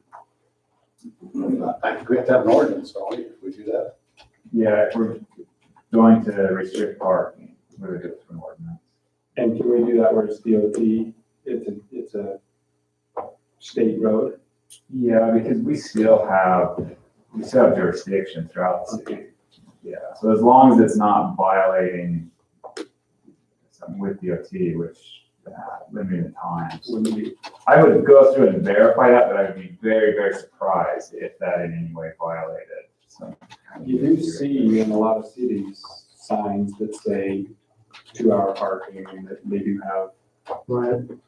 And I think that would be, before we go to meters, that would be the next step.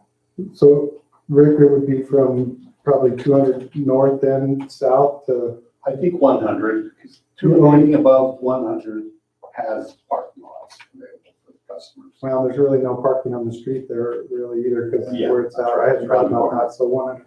Okay, And one of the things I'm thinking of is if we do it in that area, we would have to look at other areas of town, at least Main Street, and make sure that we're being consistent throughout. So we can't just do this section and not another one. We'd have to almost make sure that it was consistent throughout Main Street, especially on both sides of the roads from 100 north clear down.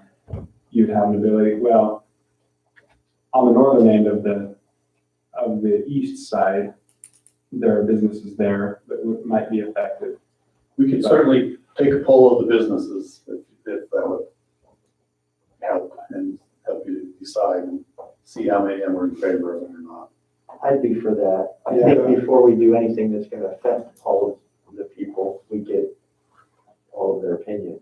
the other question I had, Rick, is patrolling it, or, I mean, it's not a big strip, but that would require someone to come by and, We'd have to issue some tickets. right?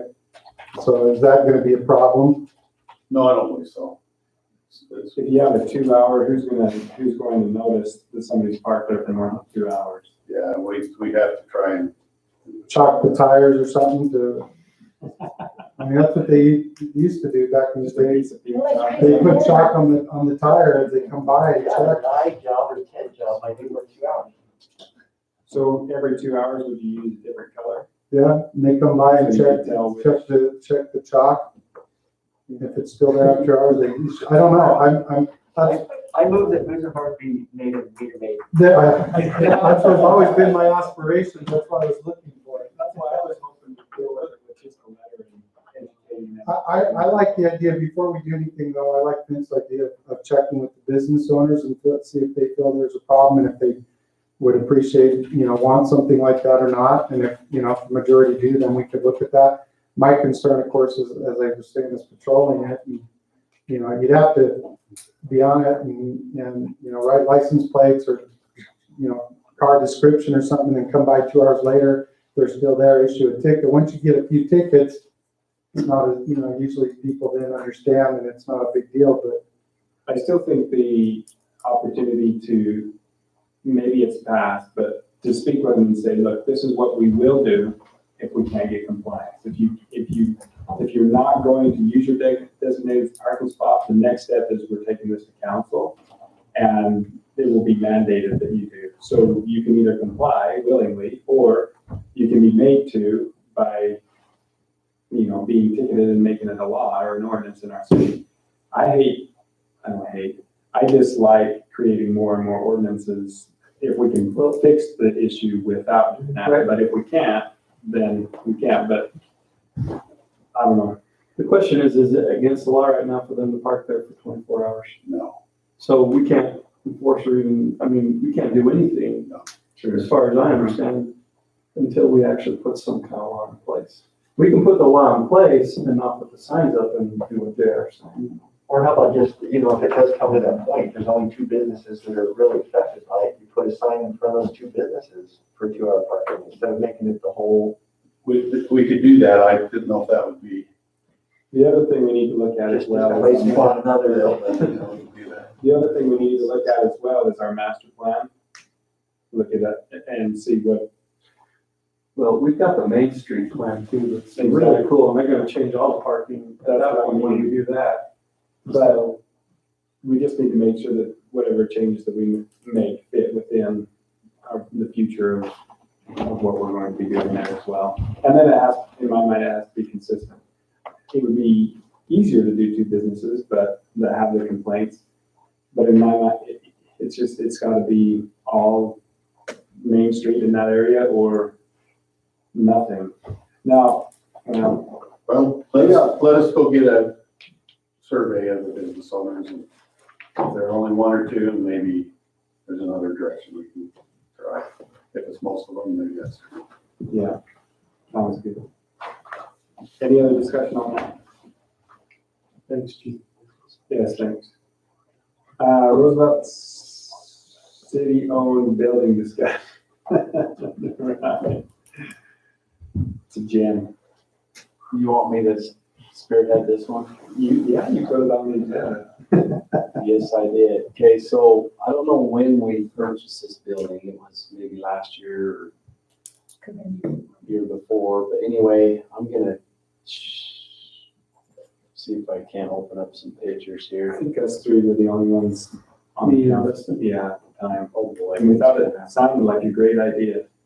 Okay, so does everybody know which building we own? First of all, on Main Street. Let me.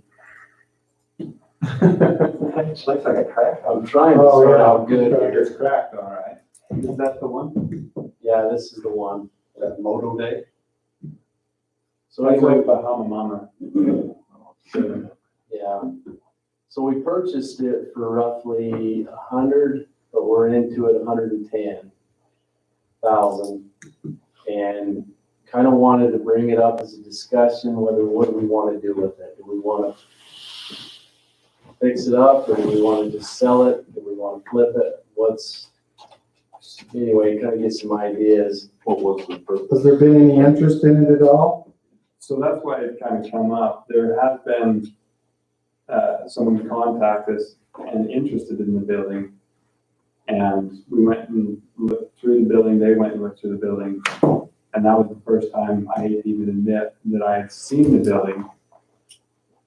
And you know, we probably should have went and looked with the council, but we trusted that. Yeah, we trusted the one that was in charge of purchasing the building, that it would be. What was the purpose of buying it again? The purpose was to try to rehabilitate Main Street, so buy it, kind of do a little work on it, get it ready for somebody to come in and take over and help. Okay. But there's a buyer interested in. Not after going through it. Was, maybe still, I don't know, they might be interested in the property too, but There is some concerns there. I don't know if you can see them up here. There's a lot of cracks in the brick, the mortar's falling out. Older than you and I put together, let's say that.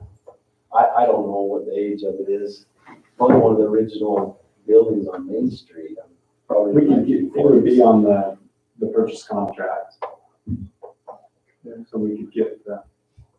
And I don't know if you can see it down here below, there's brick just falling out away from it. So to me, it's not a safe place to be, for sure. Inside is the same, so the brick is turning to sand.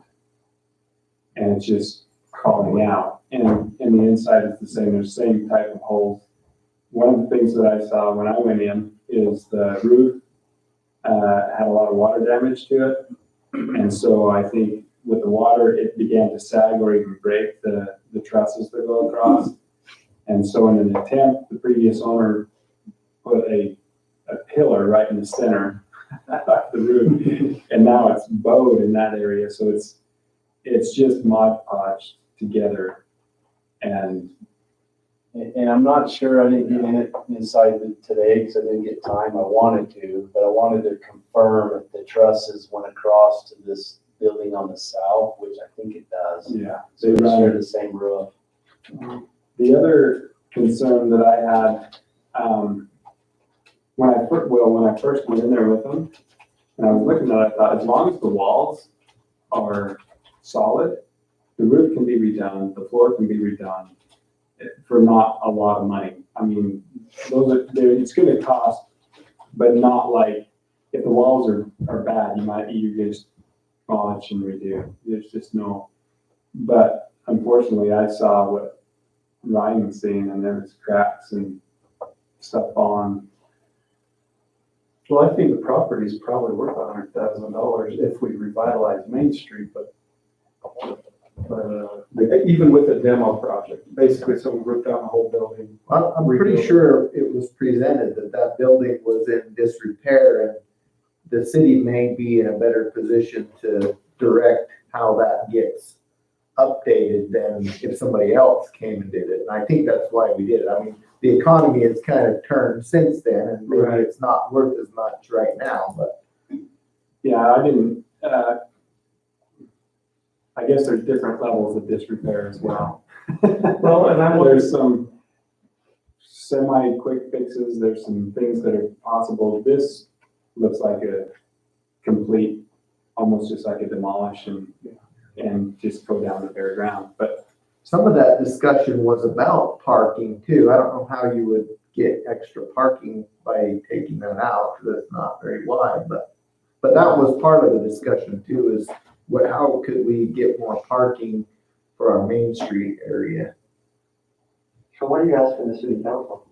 If we should just throw a torch in there or what? What do you want to do with it? Well, this is an emergency, so I'm going to, I don't want to have a decision. When you demolish it, the The roof's a concern. there's some common walls in there that are shared as well.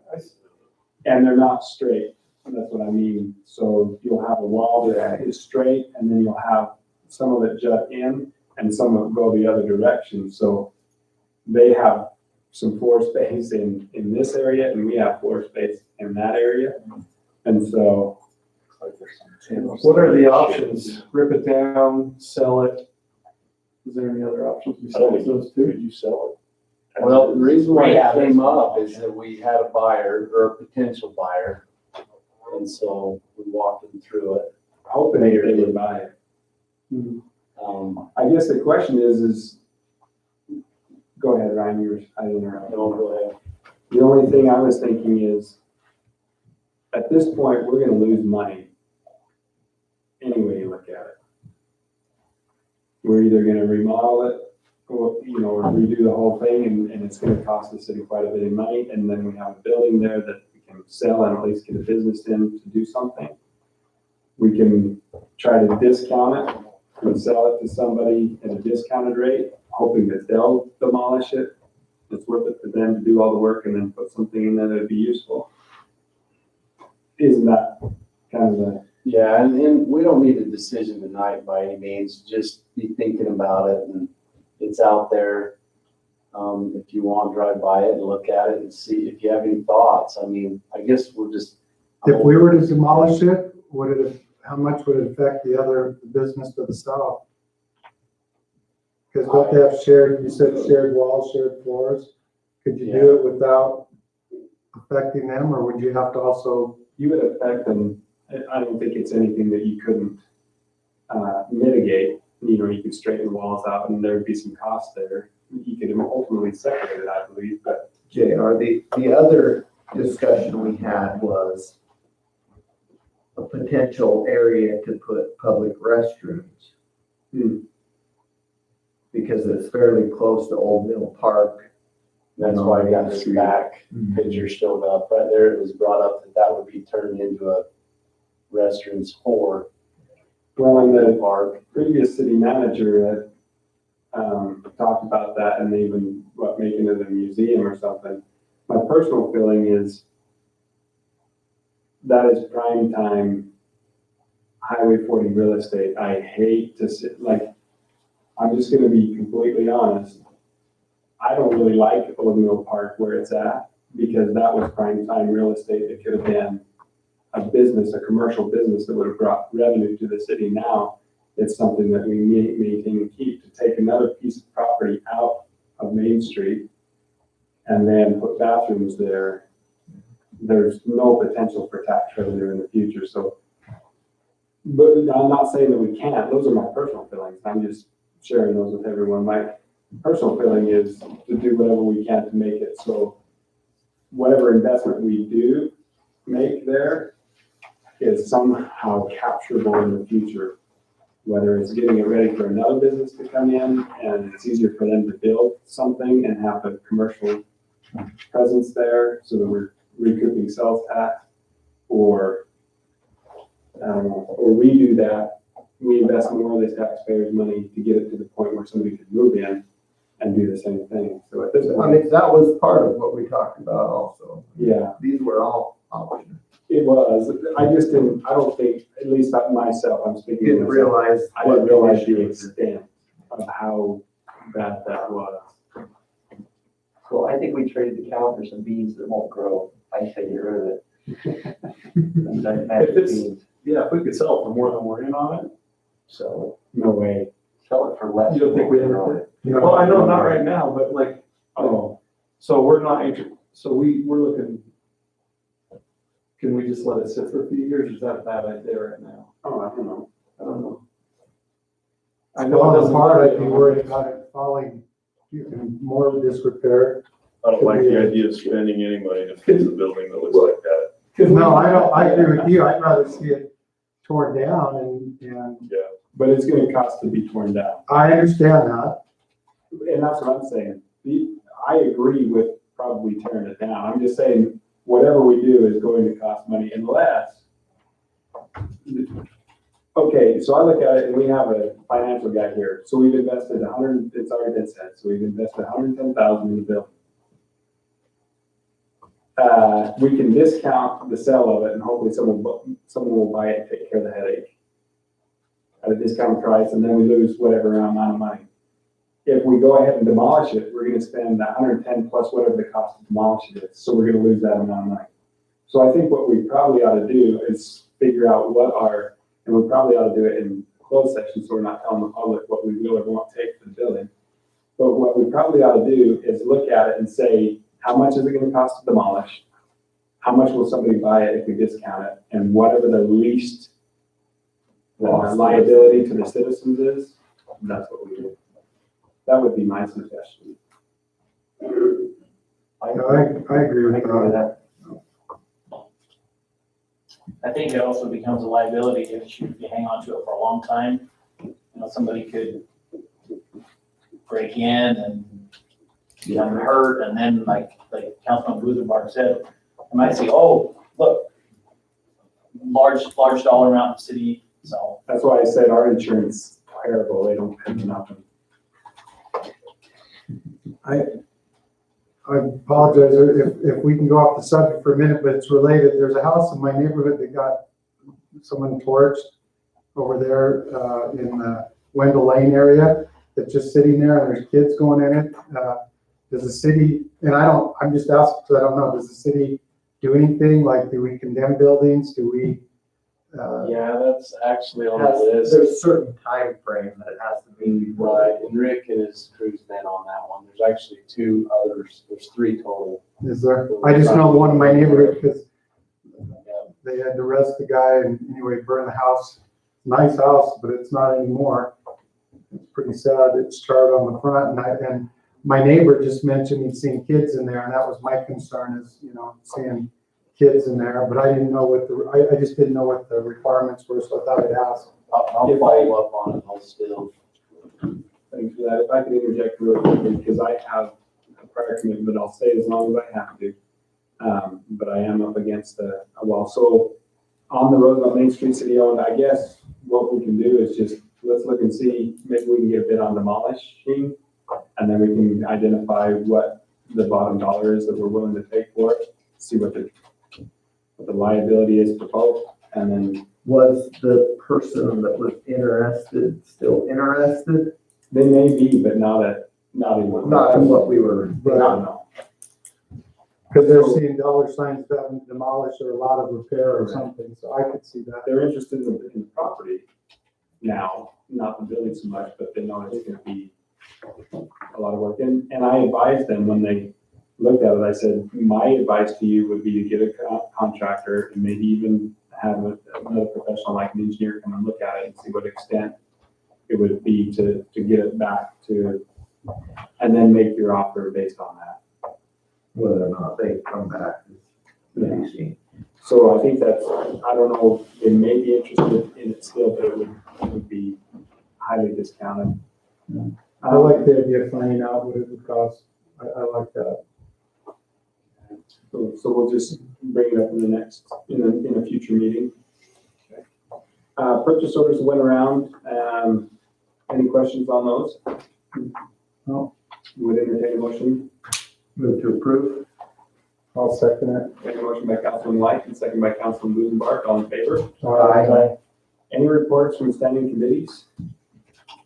We just have planning and zoning, and I think they're doing a good job, what they're doing, and appreciated their following the code. I know that the church one was kind of a little bit of a hot issue at the meeting, but at least they followed the code, and I think the church understands what they need to do, and the church members or the person involved in that construction. I think that's what should happen. So I applaud them for that, but that's all I have. In Arts and Park, They'll be meeting electronically next month unless something changes, but they didn't have a meeting.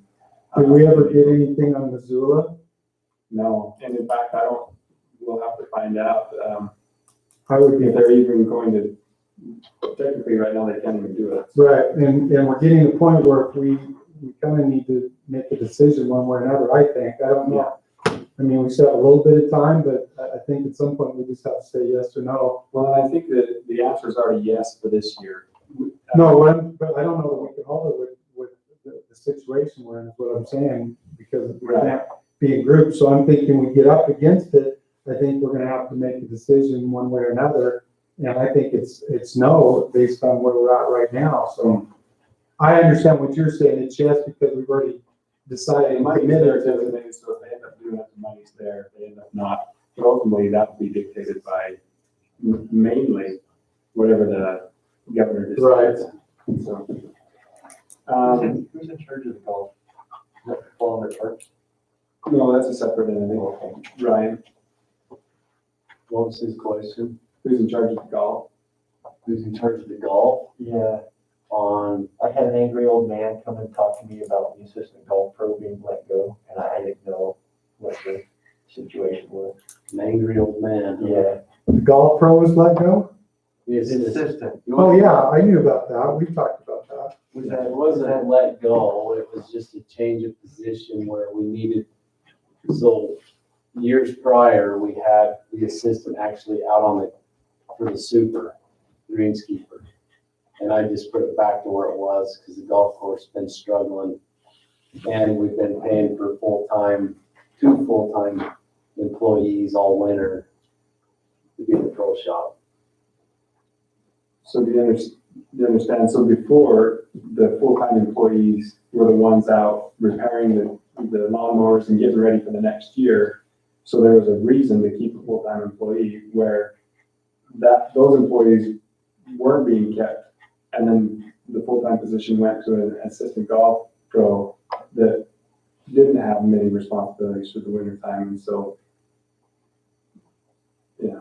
Yeah, and now we got a lot of repairs we gotta do with lawnmowers and everything, equipment that's been neglected, sat, so we're trying to catch back up as far as the quality of the golf course on the outside. Kyle wasn't let go. He was just offered a different position. Did he take the other one, or? He didn't take it. We actually offered him a 25% raise by taking the other, and he didn't want to take it, so. Okay. Cool. Dustin, do you have anything for us? Any of you get notifications of the meetings they have that you can watch through Zoom with Lieutenant Governor? Yeah. I recommend those. I just sent it one email, ULCT was putting together, trying to get some information, how the shutdown of the economy is affecting the city. Kurt took care of that and sent it back in with, I realized you didn't have what you probably needed to have that be fair and accurate. Yeah, I don't think anybody does, because we don't know the impacts. There's so many uncertainties, especially with how long is it gonna go on, and so. Yeah. That was But Yes. if you are wanting to stay up on what's going on, you can join those. Yeah, it seems like they're almost every day. Yeah, I get one every day. But, other than that, I don't have anything. Dave, do you have anything for us? Vince, do you have anything else for us? No, I think something we need to be discussing is the oil price and our community and tax revenue base. We need to start. Hopefully we'll have ahead some of that. projections on where that's heading, and our budget's coming up, so obviously we'll have to take all that into account when we form the next budget, so it's a good point. and Ryan and I have talked a little bit about sitting down with department heads and basically saying, what do you need? Not about wants, what do you need? Right. And go from there. And prioritize them. Yeah. Great. Councilman Allen, do you have anything for us? Just real quick, we have just kind of been having virtual meetings and group messages with, just the rec subcommittee, and we've got some things that have been put on hold due to COVID-19, but we'll hopefully start getting things going again. There's some ideas. Anyway, not much to talk about, but we are still in communication. A lot of good ideas too. I'm super excited and happy with the Arts, Parks and Rec Committee. Those guys are doing a fantastic job. So, I did get an email from Wendy today asking if she thought we would be able to have July 4th activities, and I told her I have no idea. Like, I don't know if anybody has any more information on that than I do, but really, unless we decide to go outside the governor's, They had Well, mentioned well, last I- week on that, the Zoom meeting was thinking, and this wasn't an order or anything, this was just an idea that they might have to limit gatherings to 100 people or less, but that's just something they're discussing now. Is Tri-County Health sticking with whatever the governor says, or so they're No. more stringent? So we really have to, are we gonna honor Tri-County Health's order? I guess we kind of made a decision not to when they put that out, as far as I understand. Well, not exactly. We are encouraging everybody to comply with the Tri-County's orders.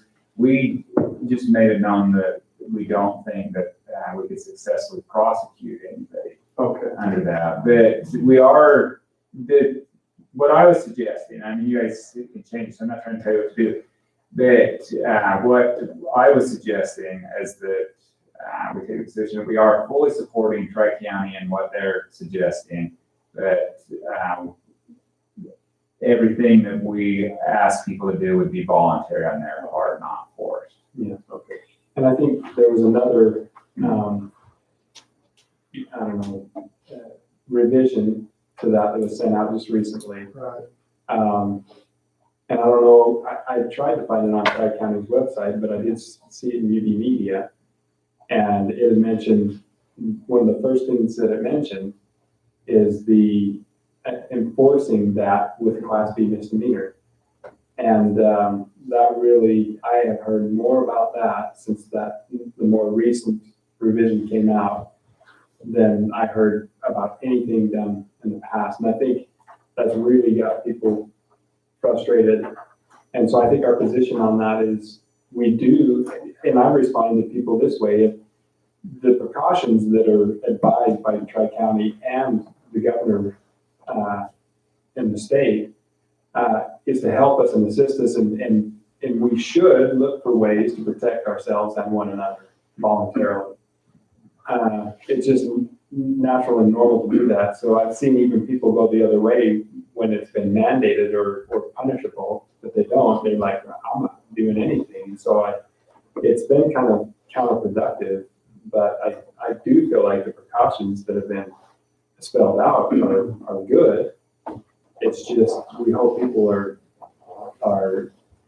courteous enough and intelligent enough to heed those on their own and to do it because they want to be a good citizen and not because they're forced. So, Yeah, and I think that the local government's position should be to educate, inform the public, give them advice. And I talked to Chief, he had been asking, well, what if there are people that we see they're violating that? I would talk to them, say, hey, this is advice, but we're not. I think that's the point, just encourage people to, be supportive and that we support it, but I didn't want to get into the whole misdemeanor and try to prosecute, I just. Yeah. Okay. So, Did I hear that they had backed off of having to wear the masks in public?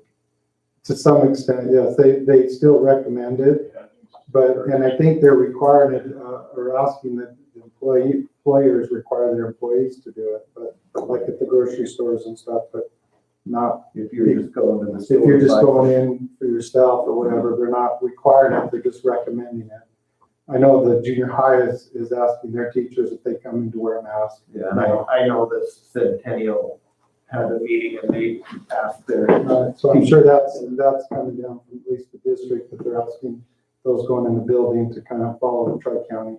And I've asked the employees of the businesses that I own to wear masks prior to this. Just because we don't want to be the ones infecting the rest of the public. my thoughts on the masks and things like that. If we want to get back to normal, they're having us wear these masks so that they feel more comfortable that they're going to protect people if they allow us to go more than they have. And so if there are too many people that just say, no, I'm not gonna do it, it will just take that much longer for them to think, okay, it's okay to start opening things back up. And One of the things that I think we ought to look at too is how we want to, I don't know, maybe we just adhere to Tri-County's, I don't know, suggestions or whatever, directives. But the other thing I think we ought to look at is proactively look at safe ways to get businesses back and going in our community and taking the necessary precautions, but getting people back to work. Those that are high risk, stay home, obviously. Those that have it, have been tested and have it, yeah, stay home, quarantine. But that's why I like the idea of the mask. If it is a protection, if it really is protecting me from spreading it to somebody else, maybe not from me getting it, but me from spreading it to somebody else, and there's certain things that we can implement and then get people back to almost normal, then those are the things that we ought to be looking at, not how much more restrictive should we be, but what can we do safely? Because our economy is taking it's taking a blow. Yeah. Big time. And we still don't have that many cases really out here. We don't have that many tests either, but. Yeah, well, the good thing is they're doing free tests. That's one thing for the public to know. They're doing free tests. Now it's a drive-through. You can get on UBMC's website, and there's Facebook page that shows you how to do it You can also go through the state of Utah. I actually did it. through the state of Utah. I think the UBMC will direct you to that. And you make your appointment, You don't even have to make an appointment there. You just drive in, from what I understand. No, you have to have a QRS code that you. Oh, you do? So you do and then they'll send you the results by email. But don't you have to have one of the symptoms? No, not anymore. Oh, if they have you fill out a survey, and then they tell you at the end to take it. But if you have the symptoms, then they're gonna direct you to go to the hospital and be seen by a provider. If you don't, they're gonna say, go get tested. All right, good thoughts. Ryan, do you have anything for us?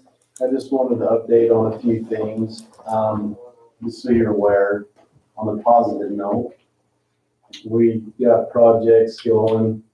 The airport is up and going hard, so you'll see a lot of activity out there. That's why there's a lot purchase orders coming through too there as well. They're working on that runway.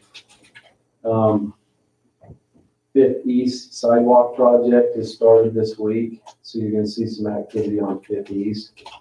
They're gonna be tearing out some of the stuff and moving utilities and getting that sidewalk in Which part of 50s? from Lagoon down to 8th. On the east side. Yeah, on the east side, the Gold That's side. my street. Sound big there. They're cutting down my neighbor's trees today. Oh, Yeah, and hopefully, if you hear any word of them not letting the neighbors know or anything, please let us know, because we keep pounding that in every week in our meetings that the public needs to know. Good, you know, keep doing that. They did put a flyer on our door that said they were gonna start today. Okay, good. Some companies like Moon Lake's been out there doing some rearranging of some wiring underground, but I think Farmville is just getting started now, so. May 7th, we're still planning on going into CIB. It's gonna be on Zoom, so it's gonna be a little different for us. Kurt and I and a few of us will be prepared, and we'll see what happens on that. So hopefully we can get the right funding. It's a little scary right now, so now we're gonna see what we can and can't do, huh, Kurt? So.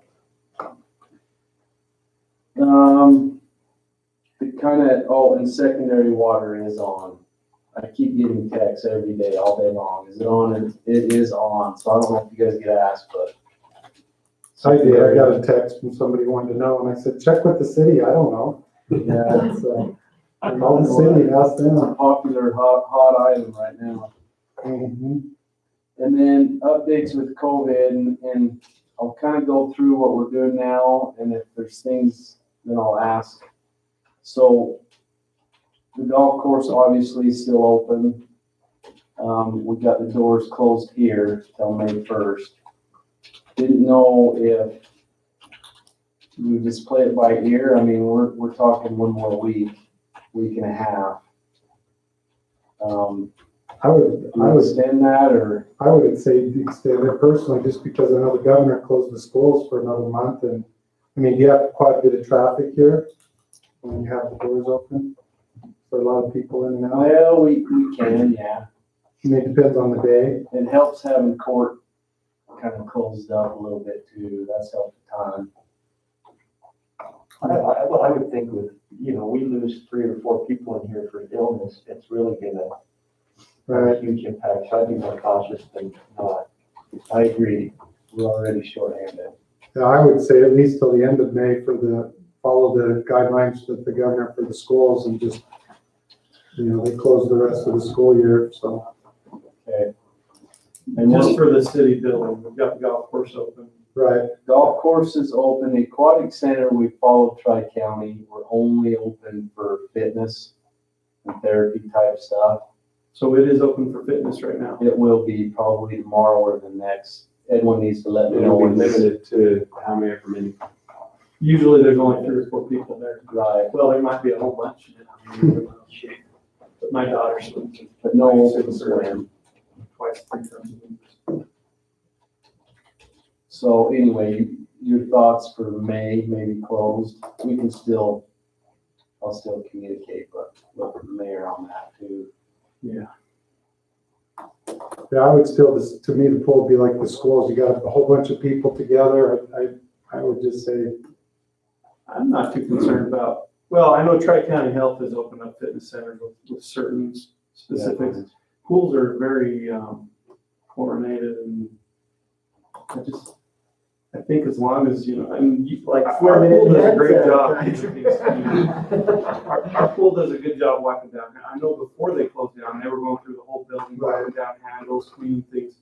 And I'm sure if they do that, throughout the day, and people are just being careful as they go to fitness hours. I think as long as it's not open swim with 150 people. Yeah. right, I don't want open, no, I'm okay with the fitness, if that's what you're doing already. I'm just was thinking open or more people. No, we're following with Tri-County and what they're letting us do, and then the Vernals Aquatic Center, is doing the same thing. So it's kind of a soft open, but only for therapy and physical fitness. But they can limit it, well, they'll have their own rules, but I suspect probably one person per lane or something like that. I'm not sure, we didn't get into details. But That one Troy County is- has already set the parameters of spacing and everything else, so I'm sure we'll just adhere to, and it's 100 square feet, so it's basically Right. 10-foot spacing, so however many people Yeah, fit with that, so. and if it gets out of hand, we'll, You'll have to limit, yeah. because you'll have to do your square footage and see how many people you can get, and then you'll limit your attendance for that. And we have been trying our hardest to keep everybody working as far as jobs to do. The Aquatic Center, they're the hardest one that we've had to do to keep them busy. They've been out here painting curbs red and stuff, so I think they're anxious to get back in there a little bit and do a little bit of maintenance, because they've polished that Aquatic Center. I think we're gonna need to repaint it. They cleaned it down. So other than that, that's all I have, so. And thank you for that. All right, unless there's anything else, would entertain a motion to adjourn. I move we adjourn. Second. Motion and second. We're adjourned. Thank you. Thanks, everyone. Thanks, Grant. I appreciate you being here tonight. That was helpful. No problem. So Grant, how soon will we see